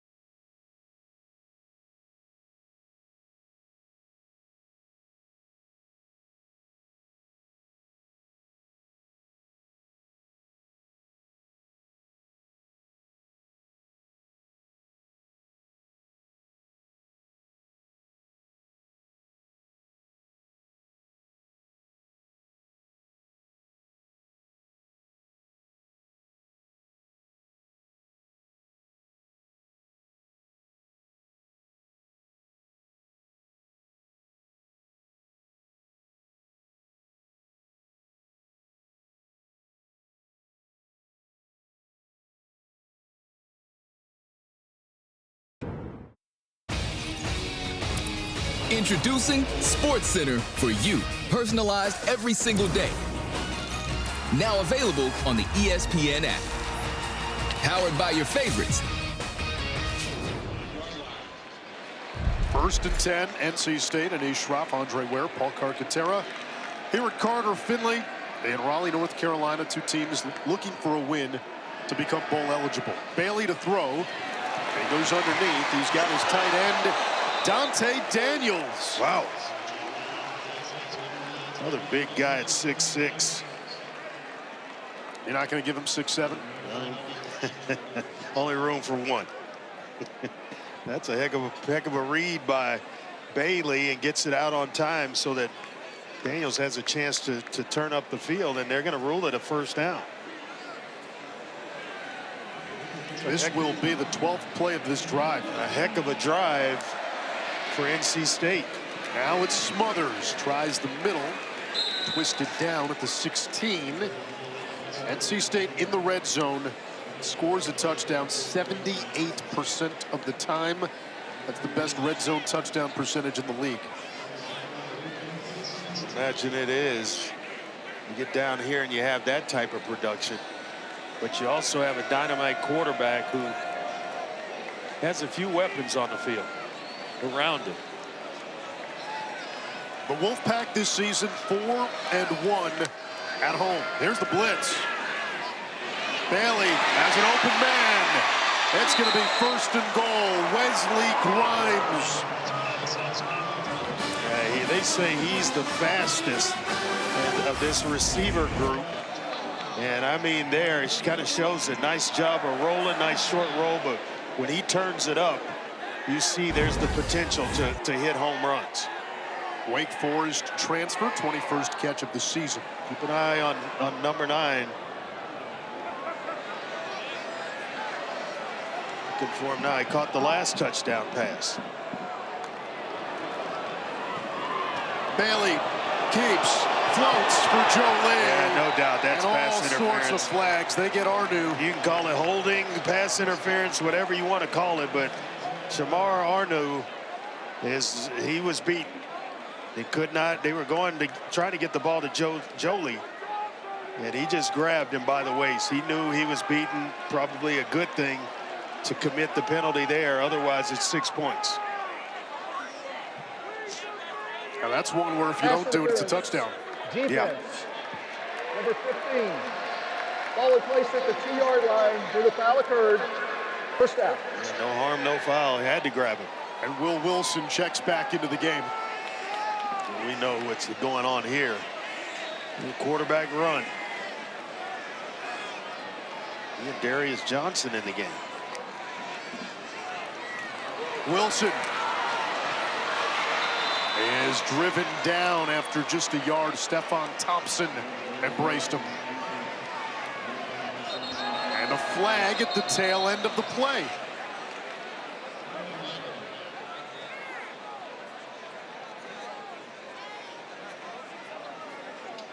You don't want to give them an extra down. And if you're in NC State, you certainly don't want to go backwards.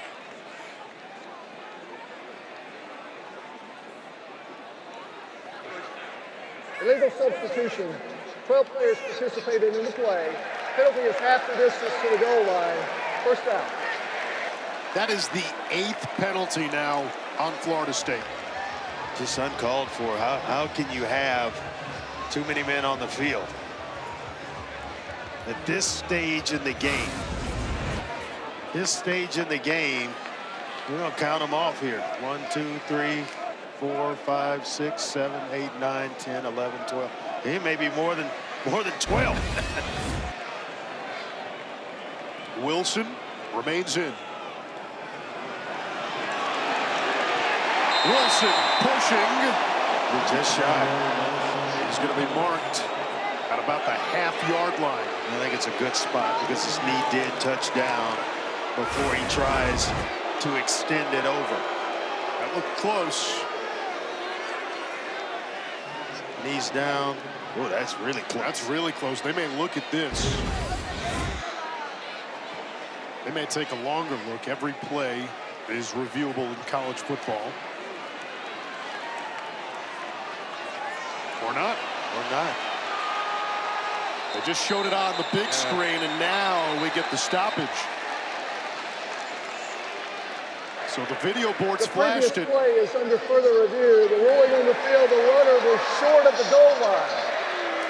Big thing to remember, if any part of the football breaks the goal line or just touches it, it's a touchdown. Let's listen into the ACC's Game Day Operations Center. Robert, see if you can get the red hat out to take a TV timeout. Remus, let's go through this. We're going to look at replay. So, Riley. Yes, sir. What's the ruling on the field? The ruling on the field, he was short of the goal line. Okay. So right now we're seeing on replay A, Remus, if we bring up replay A, we're going to go see a knee is down, but we're not going to see a look down the line on this view. We're going to...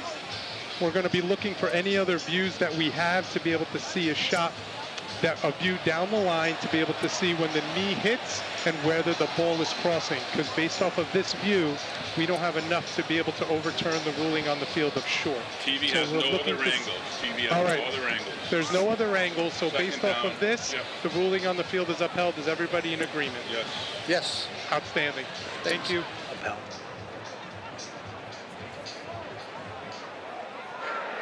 After further review, the ruling on the field is upheld. I want to know the guy that doesn't agree. Is there a guy in the room that doesn't agree that never says anything? What was the Or movie? do they always agree? 12 Angry Men? Yeah. Who's the one? Who's the one guy that doesn't agree? The boss says, hey, I agree. I mean, does everybody agree? Damn right, everybody's going to agree. It's going to bring up his second and goal. They're going to get another crack at it. I'm with you, though. Yeah, I agree, boss. Wilson tries it again and leaves no doubt.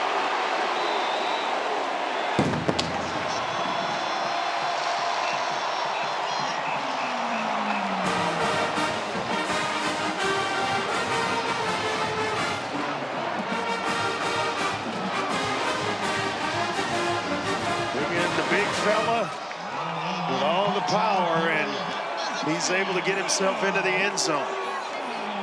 5th rushing touchdown this year for Will Wilson. And he made that drive. Yes, he did. He extended it with a couple of pickups on 3rd down, 4th down, and eventually the touchdown.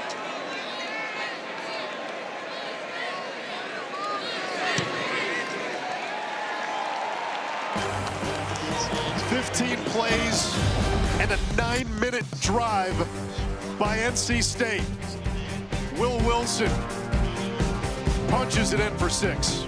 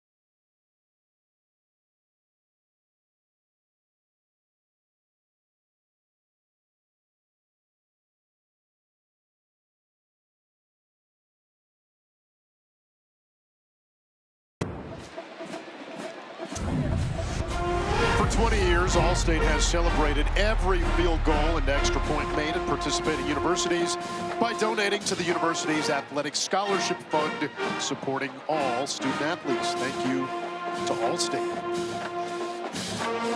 How about that drive? 15 plays, 79 yards, and excellent drive. You remember the big play in the gamble was the 4th down and short from inside the 35 to extend the drive, and that got things going, and it was Will Wilson. Essentially 9 minutes of just playtime gone with that drive orchestrated by Bailey, as well as Will Wilson inflicting himself in short yardage situations to keep the chains moving. Jalen Lucas, a dangerous kick return man, but that time he is stopped well shy of the 20. Wolfpack leading by 11.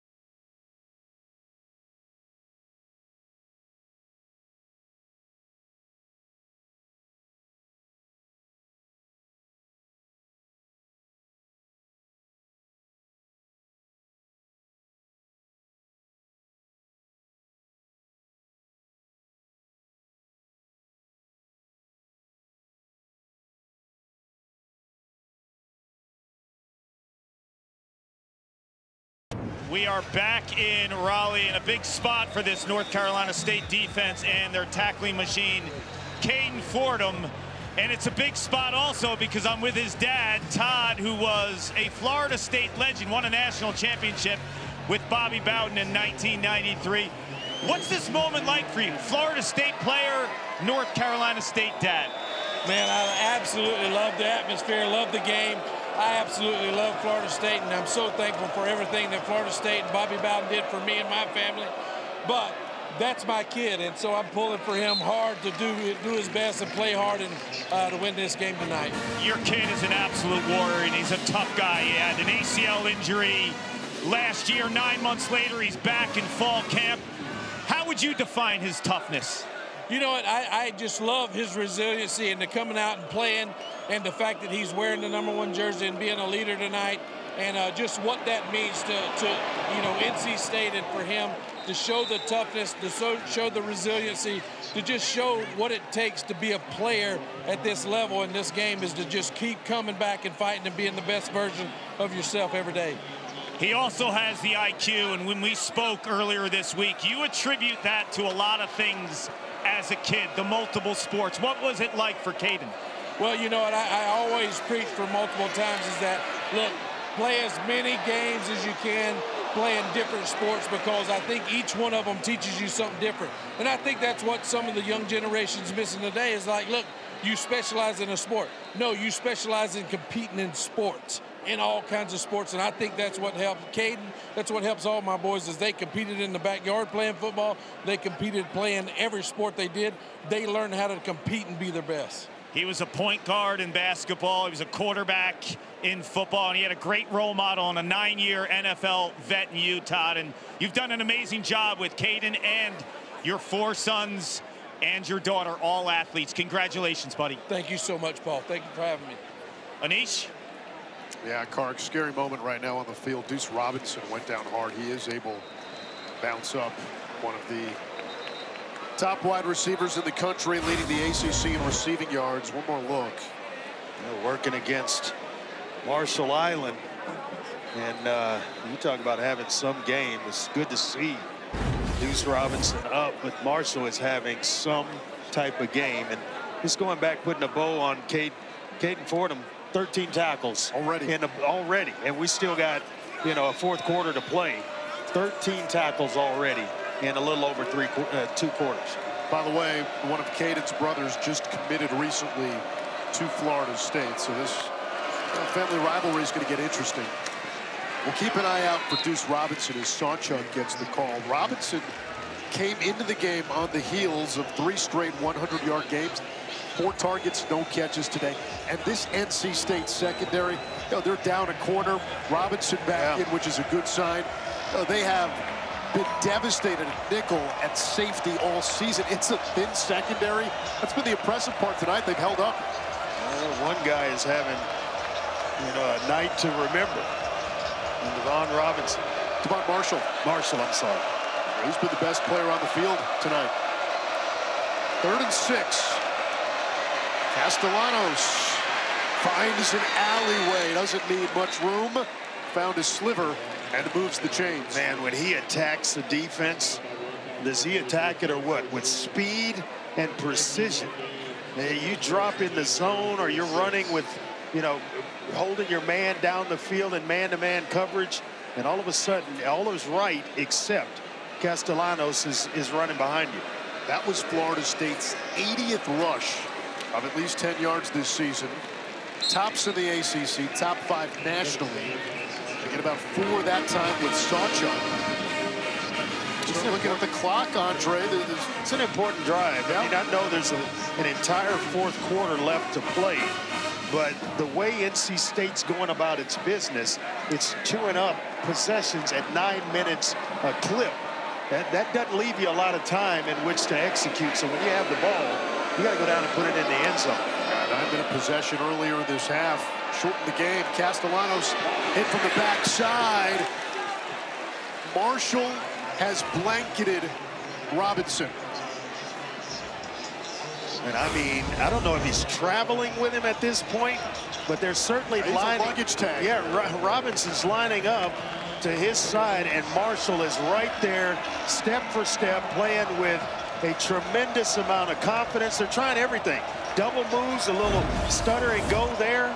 Every move to his side. And you see him switching, going to Deuce Robinson, and we now get our answer. Yep. He is traveling with Robinson.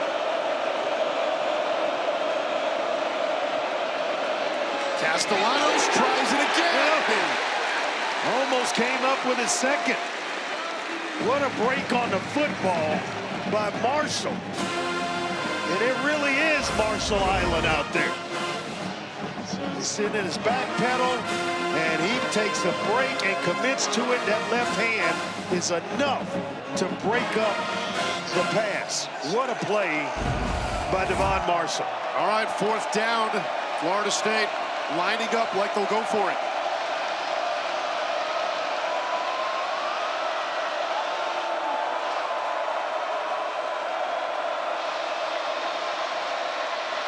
Castellanos, a heave-ho to nobody. Danzy was the closest receiver, but he was over an apex, and it's a turnover on downs.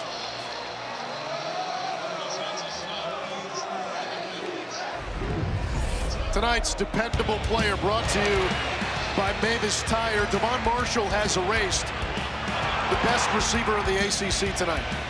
But I mean, the interception here, and he slipped down and still able to make a play on Boggs in the end zone. And that last one almost came up with an interception, but this is the last one where he makes a nice break, gets his left hand on the football, and still able to avoid his teammate in the process. What a night for Marshall Island.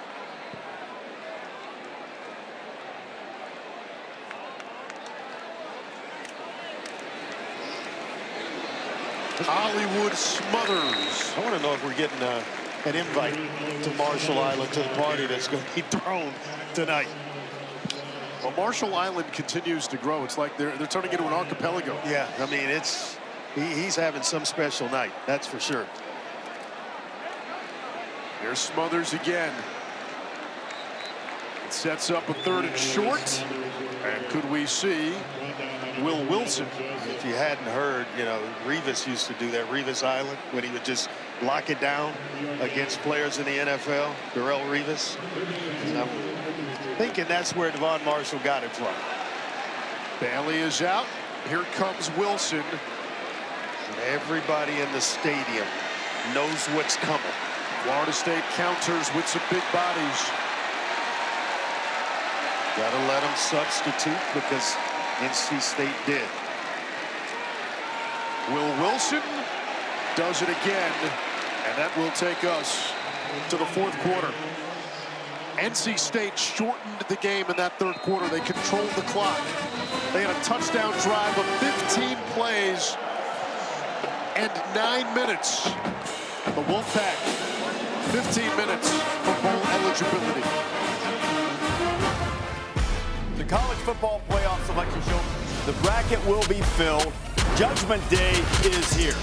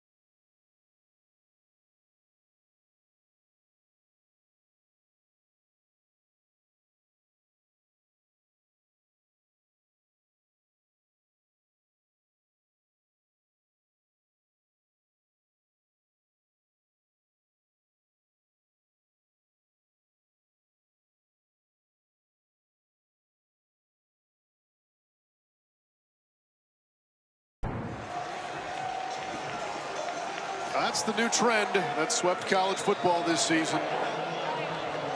Well, they got a whole section of shirtless guys. Really puts the incentive on core day, doesn't it? Yeah, let me see that in about 2 or 3 more weeks when winter sets in. Well, you can buy the spray paint, right? Can't you spray paint abs on?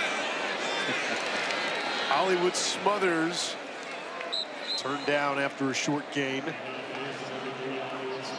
NC State 4-1 at home. It's been a much better team at home. Part of it is some of the teams that they've played on the road, Miami, Notre Dame. Yeah.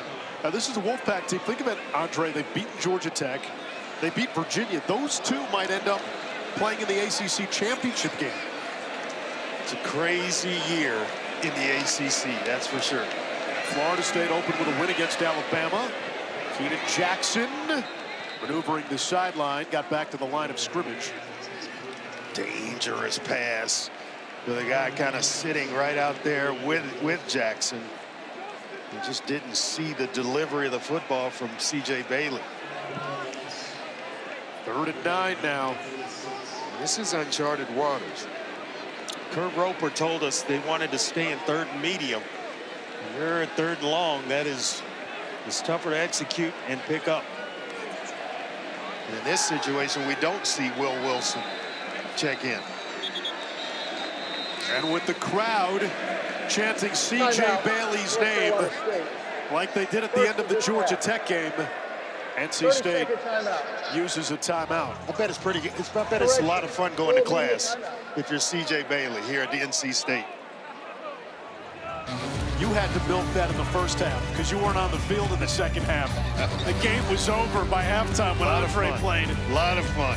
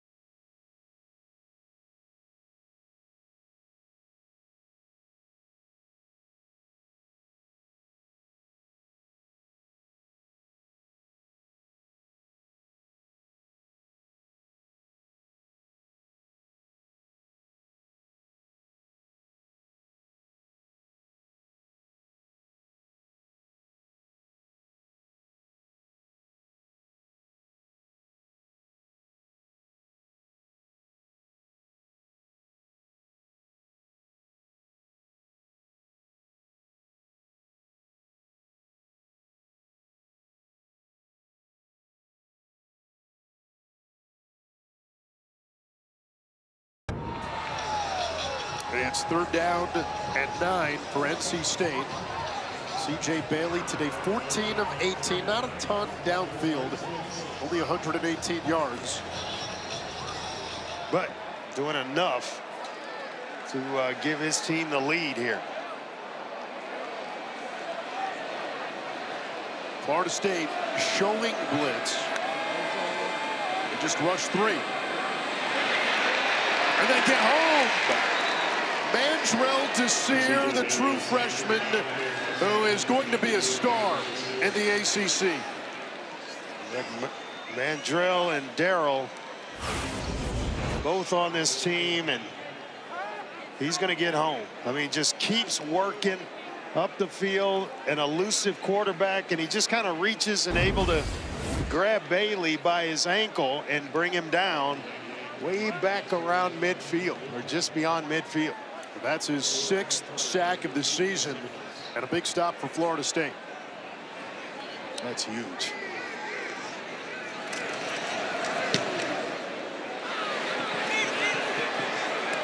Squirrel White with the fair catch at the 13.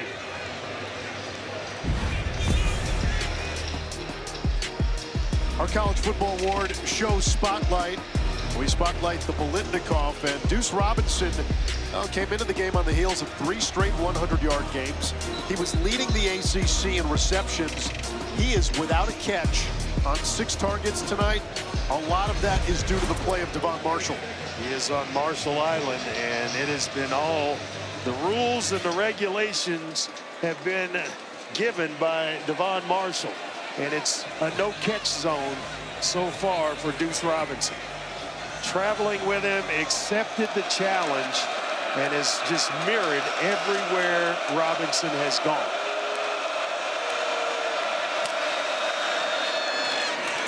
Roydell Williams on first down as we check in with Clark. A lot of Devon Marshall blanketing Deuce Robinson, and then you have Caden Fordham with his 13 tackles on the sideline. This unit is feeling it. You see it in their eyes. You hear the chanting and the hooting and hollering. They're playing with a ton of emotion and holding this Florida State team to 3 points. Mike Norvell, since 2016, his team's averaged 34.9 points per game. Looking for Robinson. He makes the catch. Marshall right there. First catch of the game for Deuce Robinson, and he's close to a first down. And it comes with just a simple hitch route. The simple hitch route, and Marshall's still right there, but not before the ball's delivered. The timing of it by Castellanos awards Deuce Robinson his first catch of the ball game. Robinson now lines up in the slot. Marshall lined up at the very bottom of your screen. Took into the 4th quarter for Robinson to record his first catch. Castellanos wants Robinson, and that's broken up, but we get a flag. Yeah, bodies just bump together, and it's not Marshall. It's Assad Brown Jr. on the back end. Pass interference, defense number 26, 15-yard penalty, automatic first down.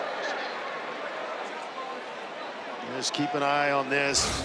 It's a double move by Robinson.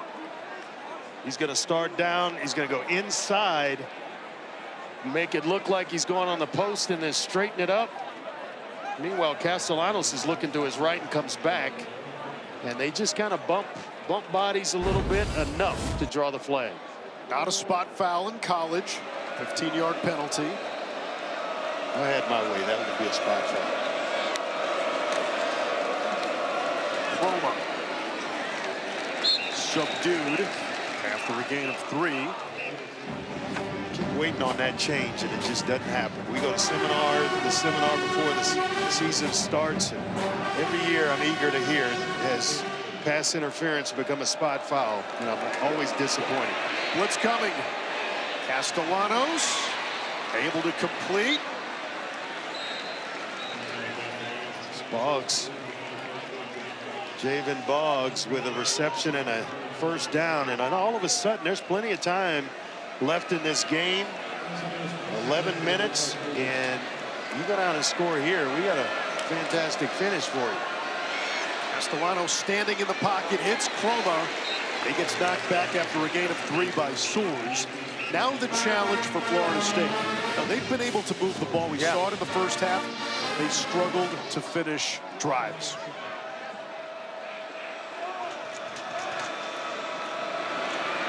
Little speed option. Castellanos gave it up. Was that the right call there, Andre? I thought he pitched it a little bit early. You got to make the defensive player commit a little bit more than that. Make Soers commit, and then you got what you want. If he takes the pitch, man, you know you can turn it up. I may have even faked the pitch to make him go there so I could turn up. Likely 4-down territory.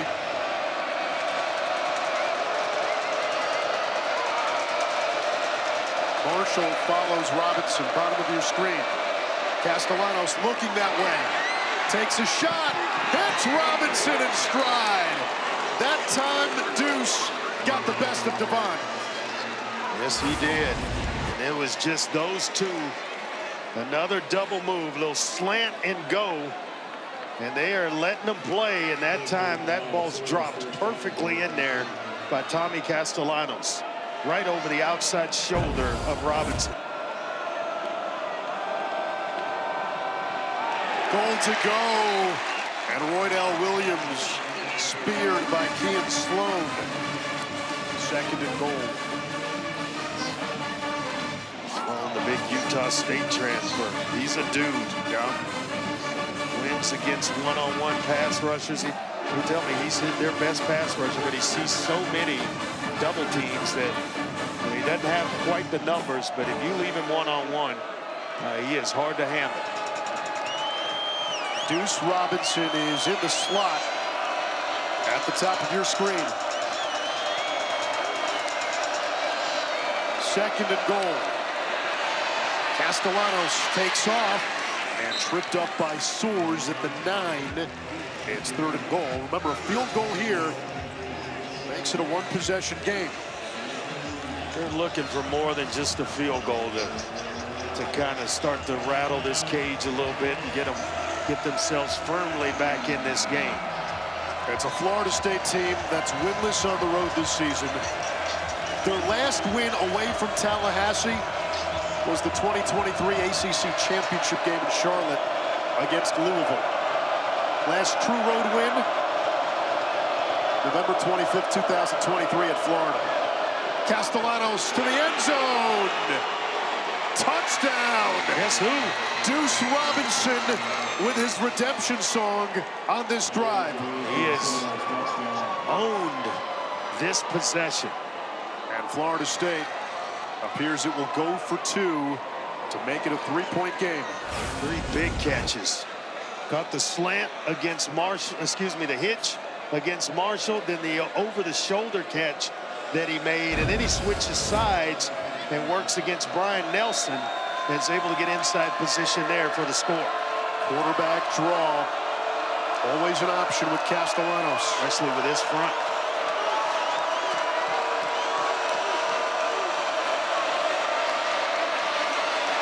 Happy feet.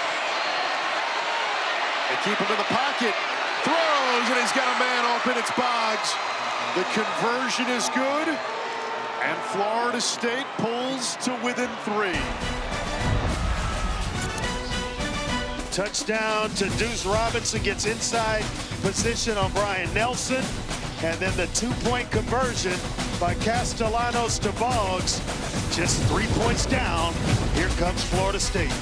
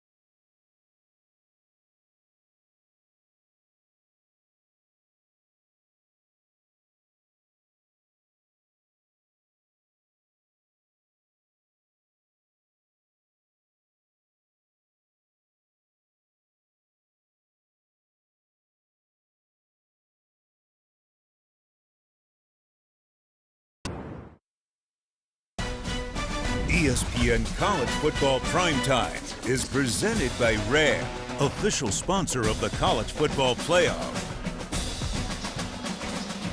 Pretty good list of QBs who've come through these schools. Heisman winners, first-round picks, Super Bowl champions.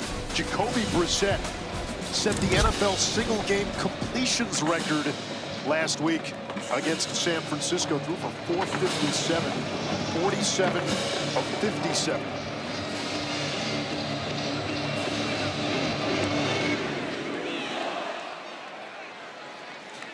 NC State with the ball at its own 25. The next stop on the F1 schedule is the third annual Las Vegas Grand Prix. It's tomorrow night.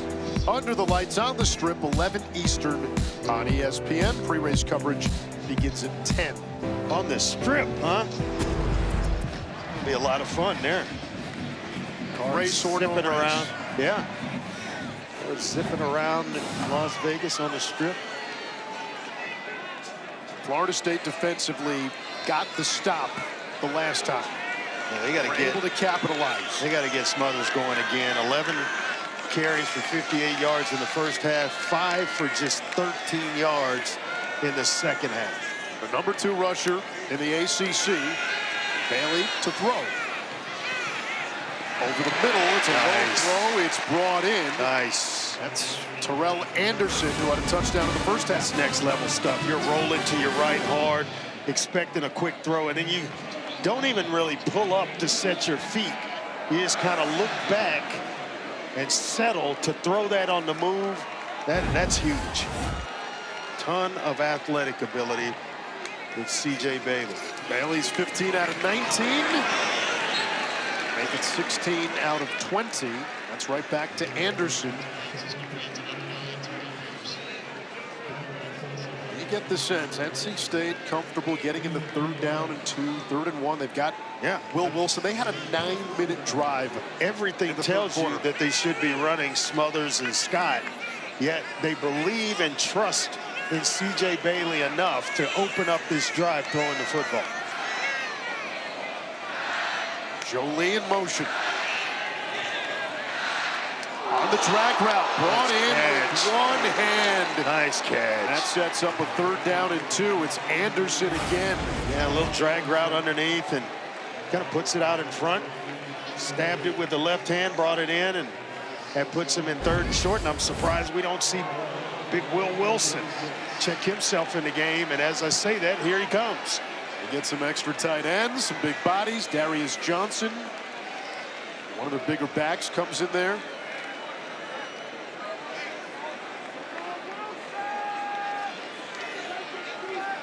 Wilson tonight, 8 carries, 32 yards, and a touchdown. Looks close. Wilson on the keeper. I think he's going to have it. They say move the chains. Yep. Now it's funny, Gus Malzahn had a few stops, had a guy who could do that. He's now the Florida State offensive coordinator. And Bailey comes back in. Obviously Cam Newton at Auburn. Yep. They had the Mac package, remember? The Mac truck at UCF. Duke Scott, who went for 196 in the upset of Georgia Tech. This is starting to resemble that drive that was in the 3rd quarter, where they ate up 9 minutes.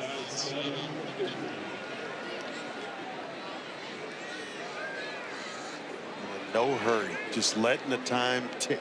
And Andre, you look at the line to gain, it's the 43-yard line. They get into 3rd and short, and they're close. That might be 2 plays for Will Wilson. Yeah.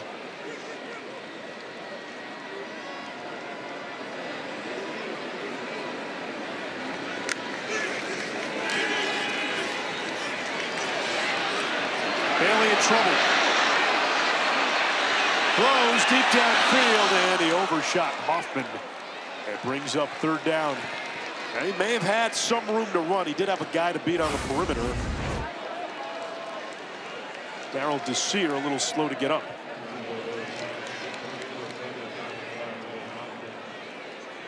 Right here is Grimes. where he should have gone with the football wide open.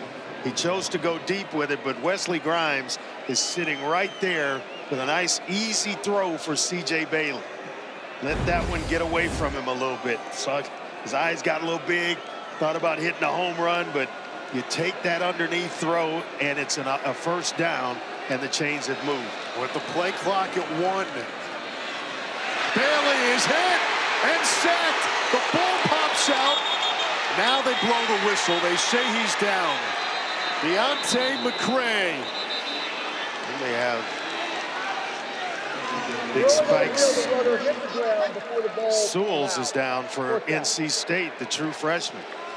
And right guard. He pops up. He does pop up. Now right guard's been a revolving door. 4 different starters there. McCray, the big sack.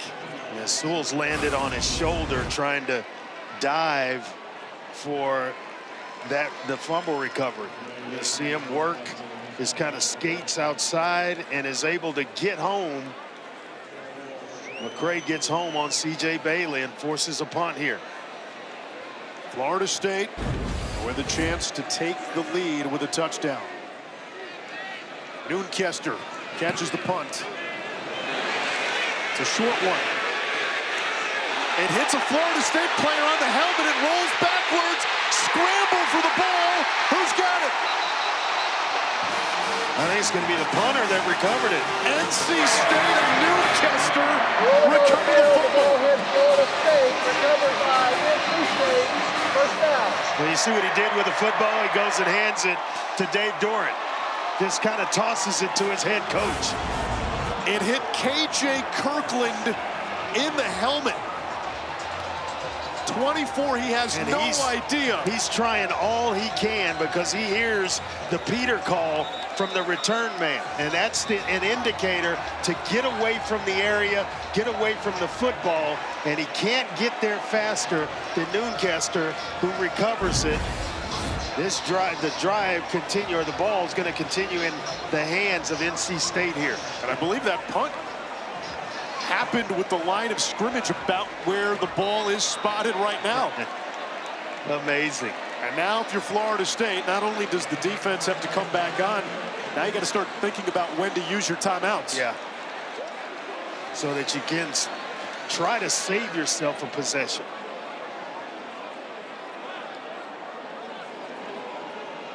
Smothers snakes to the outside and driven out by Earl Little. But Little just loves the game.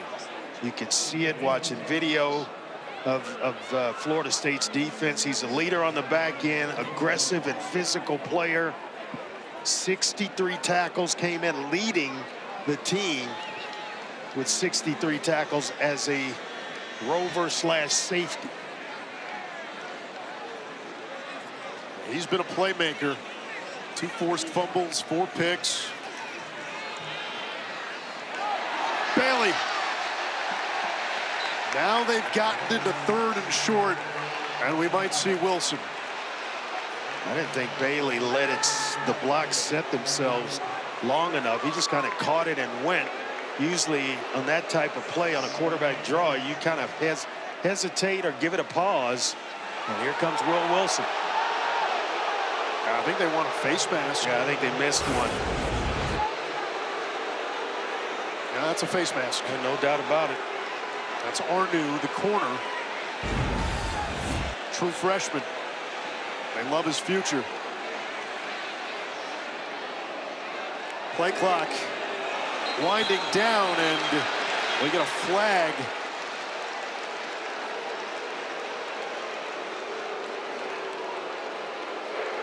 False start, offense, number 65.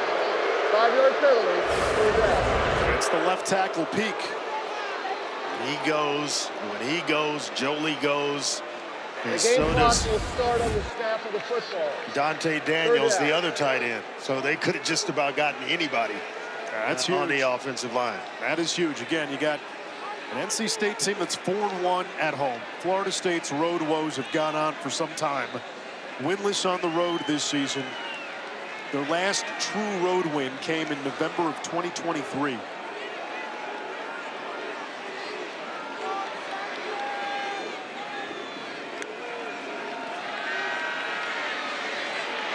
Bailey throws on the run, almost intercepted.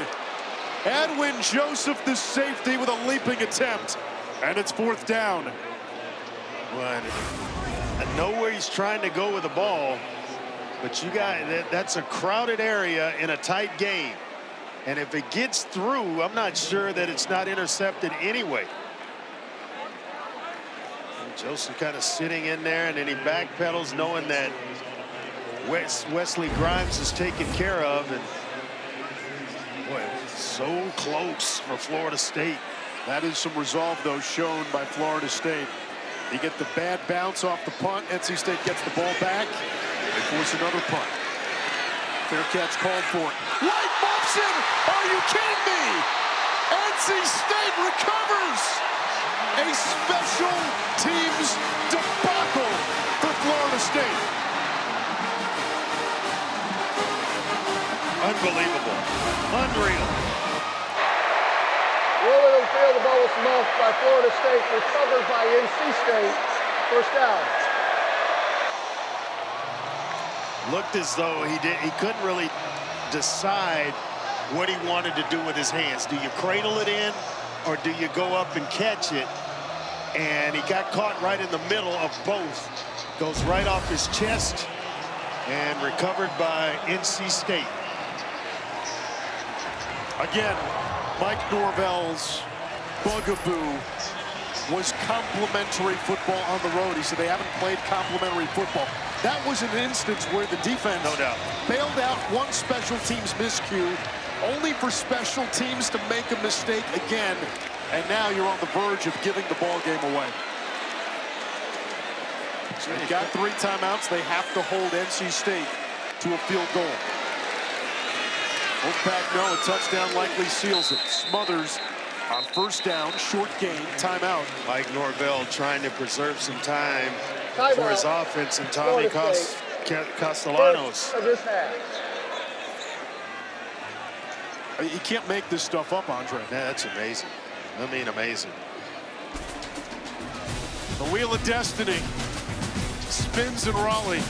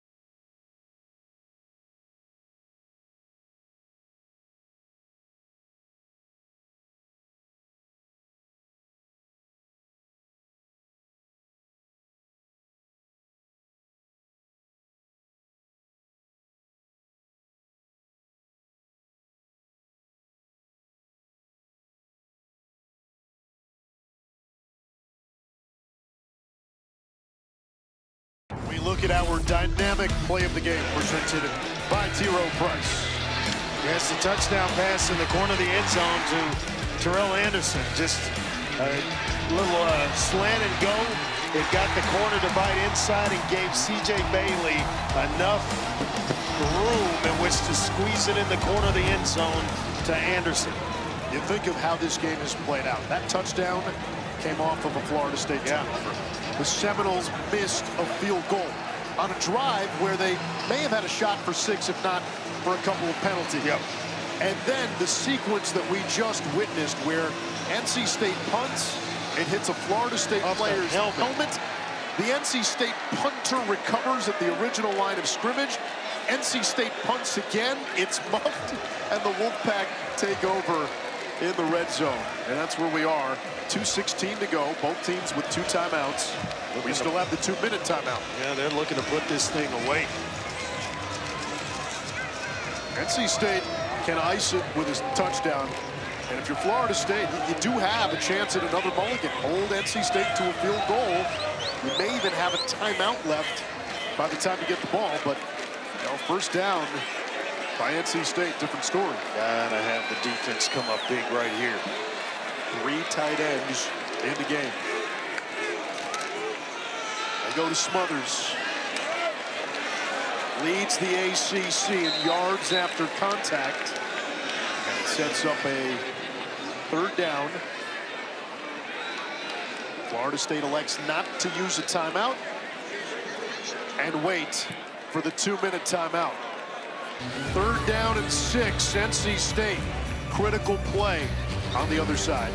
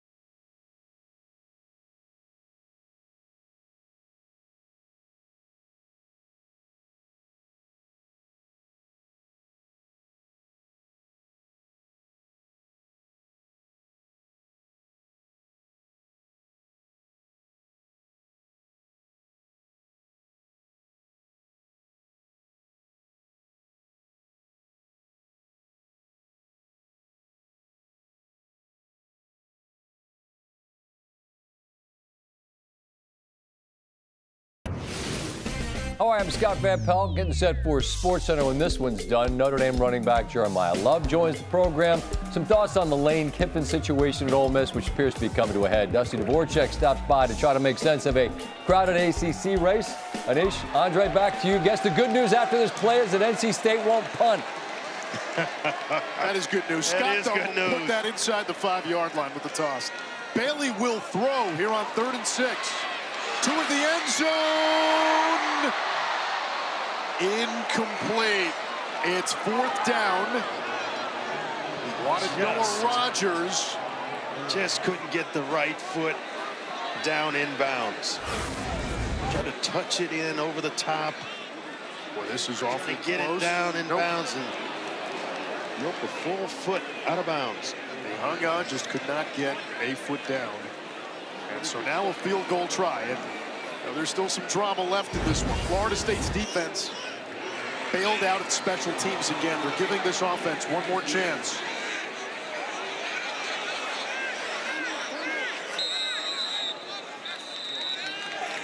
And a timeout now. 30-second timeout. By NC State. If you're just jumping in, this is what you missed. And this just happened not long ago. A punt by NC State. It's a Florida State player in the helmet. Noonkester, the punter, recovers. Wolfpack get the ball back. Ensuing possession, they punt again. Squirrel White muffs it. NC State recovers. What does the Florida State defense do, Andre? They hold up. They get a 3 and out. It's 4th down. And now Florida State. And with all that passing, Anish, Florida State still has 2 timeouts to put a drive together. Yeah. No matter what happens here, if the field goal goes through, they're driving essentially to go win the game. And on that last possession, it looked like NC State tried to draw Florida State offsides, maybe into a timeout. Now the offense comes back out here on 4th and 6. Yeah, I'm thinking. What are you thinking? I would have on 3rd down. I may have. You asked me, what do you run here? We were in break. I'm thinking quarterback draw, where you at least force Florida State to take a timeout, even if you don't pick up the 1st down. But now you're throwing to try to pick this up, as well as maybe get it in the end zone. They're going to go for it. Bailey toward the end zone for Jolie. Touchdown! He hangs on. Sundays await C.J. Bailey. My goodness, what a talent. The most pressure-packed point in the game. And he just dropped a dime to Justin Jolie. I mean, right on the money. Didn't hesitate, pulled it, and let it rip. And Jolie, with those strong hands, brings it in. Oh, my goodness. How about the call, 4th and 6, right? Even if you kick a field goal, Florida State still needs a touchdown. Dave Doran said, we're going for the win. He called the timeout and talked about it. It's like, hey, we're going to get bowl eligible. Let's go get it. We're not going to have to, wait and see what happens if our defense can hold or not. And it is a 2-possession game. There's just so much time on the clock. So the timeouts, all of it there is kind of setting itself up to where I could see how during that timeout they talked themselves out of the field goal and going for it on 4th down. You wonder, part of the thinking too was, if you kick the field goal and you go up 6, you're putting the best big play offense in the ACC back on the field with timeouts and time. Florida State, another 59 plays of 20+, That's 12 crazy. plays of 50+. They have speedsters like Lucas and Danzy, who again could make a house call on one play, and you want to get rid of that risk. However, there's risk in going forward on 4th and 6, but Dave Doran trusting his quarterback. And the bounce back of C.J. Bailey, not a big passing yardage total, but after the struggles against Miami, where he threw 2 picks, season low in passing yards, He's been pretty clean. Yeah, he's been sacked 4 times, 18 of 25, 152, and he and his tight end Joe Lee hooked up for the biggest play of the game. Little pooch kick. It's fielded across the 35-yard line. That's where Florida State will start. And that was because they didn't want to kick it to Jalen Lucas, who has 3 career kick return touchdowns. Yeah, even the pooch kick as you're holding your breath if you're a Florida State fan. Now, special teams today, missed field goal, essentially 2 muffed punts. You had a turnover in Wolfpack territory in the first quarter. Florida State's had its chances tonight. Oh, they have. Defense played well in the second half, gave them opportunities, and then special teams let this Florida State team down. Castellanos on 1st and 10. NC State rushes 3, drops 8. There's Deuce Robinson. Goes over 1,000 yards for the season, and that's a big chunk play right off the bat. It'll momentarily stop the clock. Under 2 minutes. First down stops the clock until the ball is spotted. A 4-man rush. Quick hitter. Pittman gets out of bounds. And to our point, you know, a big play to Robinson, you know, a nice completion there, and they're already, you know, down inside the 35-yard line of NC State. Now, I know you've missed a kick, but are you thinking in reverse? If you get out of bounds, set up a manageable field goal, save your 2 timeouts for the ensuing onside kick, and go kick the field goal first.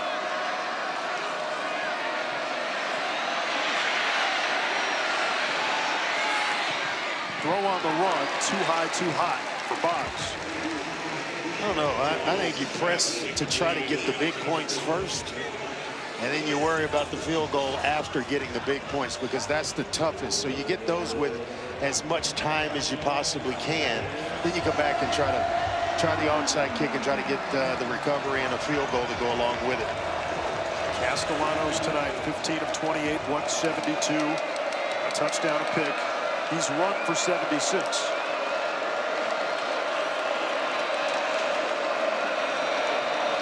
Deuce Robinson lined up with Marshall up top. They hit Robinson on the slant. Marshall knocks it away. NC State picks it up. Are they going to say catch fumble? There is no whistle. I think it's a catch fumble. Ruling on the field is a catch fumble. First out. And that gives NC State the football. Let's take one more look.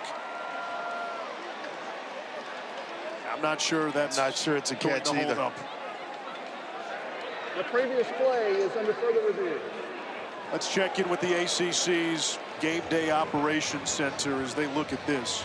Didn't look like Deuce Robinson had enough time to make a football move. So 121 will be it.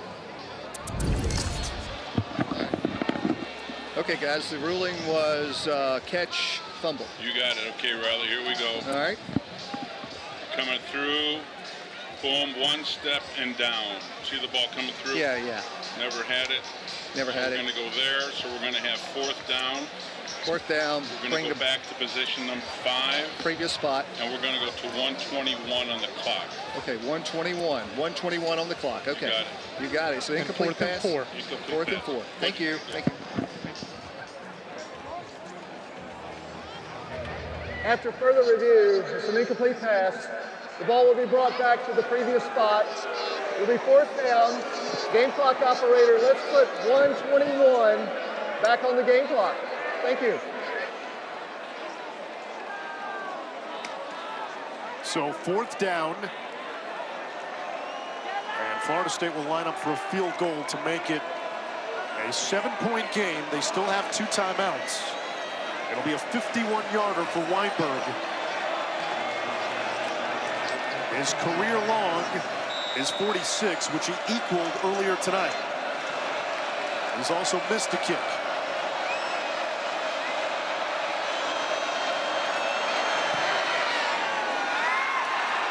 And that's not even close. The 4th quarter, has been a complete special teams meltdown for Mike Norvell's Seminoles. Just sad. Sad if you're Mike Norvell, because this didn't have a chance. And you know, we were talking through that whole scenario. Do you try to get the touchdown, the field goal? I never try to put anything on a kicker. Yeah, I'm gonna go take care of it myself as a player. And the last option is to try to, you know, kick a field goal or bring the kicker on. Now, 4th down and the down and distance, you got to go for it. You got to kick the field goal there. 2 missed field goals tonight. 2 muffed punts that resulted in turnovers.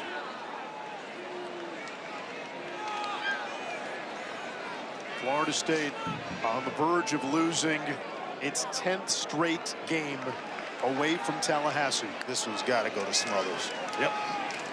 NC State will become bowl eligible.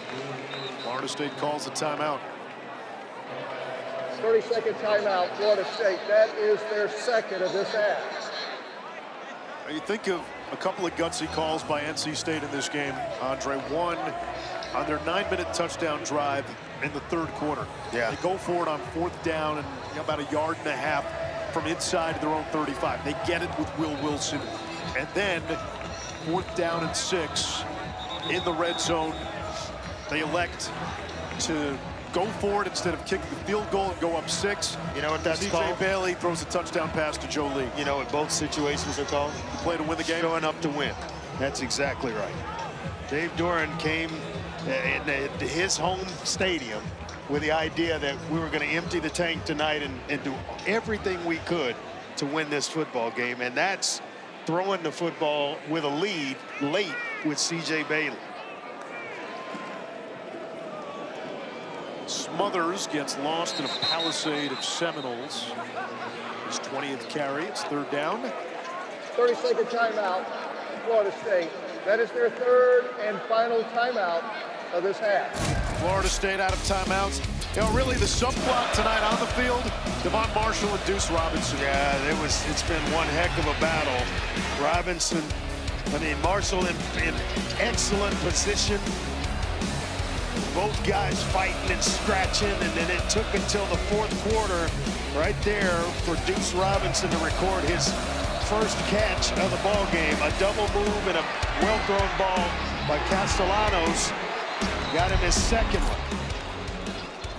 5 pass breakups plus an INT for Devon Marshall. Some night. And then had another one that last possession where he came in and got a hand in and the ball came out. Had to go to replay for that one.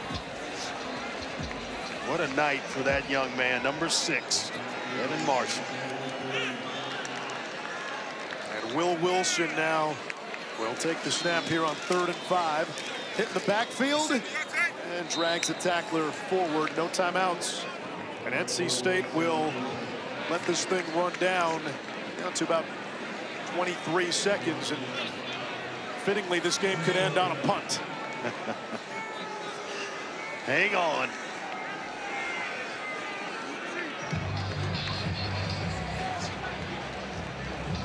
What a game. How about Florida State? For the 10th time this season, they outgained their opponent. This is a team that's going to 5 and 6. Again, 2 missed field goals, 3 turnovers, 8 penalties. And NC State staring at a 4th straight win. Untimely penalties against FSU. Yeah. Timeout, NC State. 2nd of this half. I know the game's decided. Are you just telling Florida State, just don't go anywhere near the ball? Yeah, just get away from it. Correct. 3rd and final timeout of this half.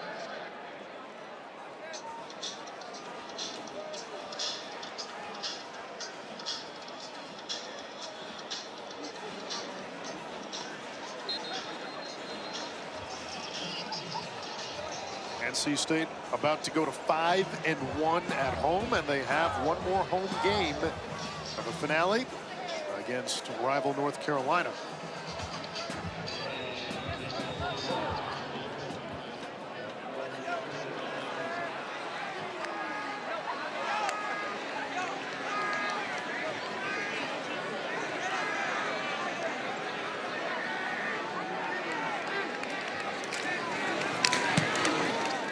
Kester's punt.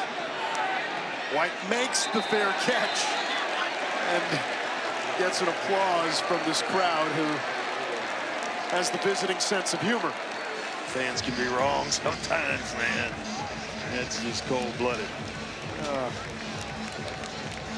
Now Dave Dorn sharing a laugh with his punter. Guy who has started 40-plus straight games. Newt Kester.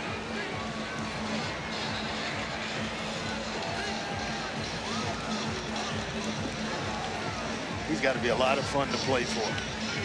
As you can tell, he loves his players. And they work hard, but he's had a tremendous run here at NC State.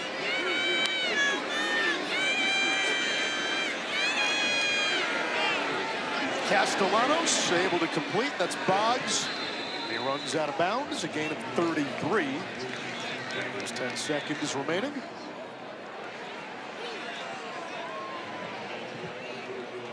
Sports Center with Scott Van Pelt immediately following our game.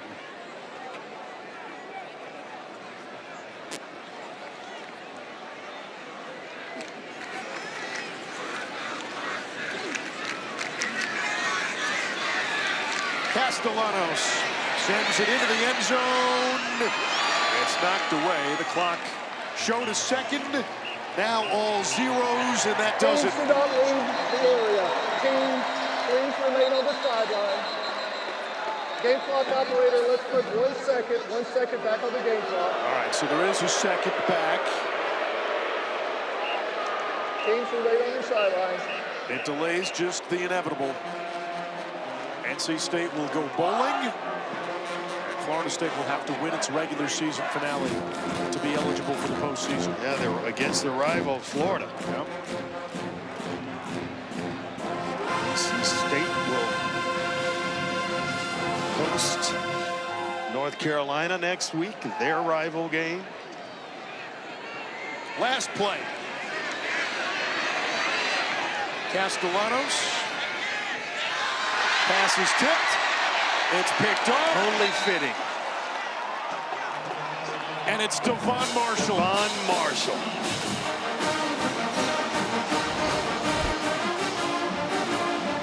The Wolfpack will go bowling. They got out. A home win against Florida State. Some gutsy calls in the second half on 4th down. NC State is your winner.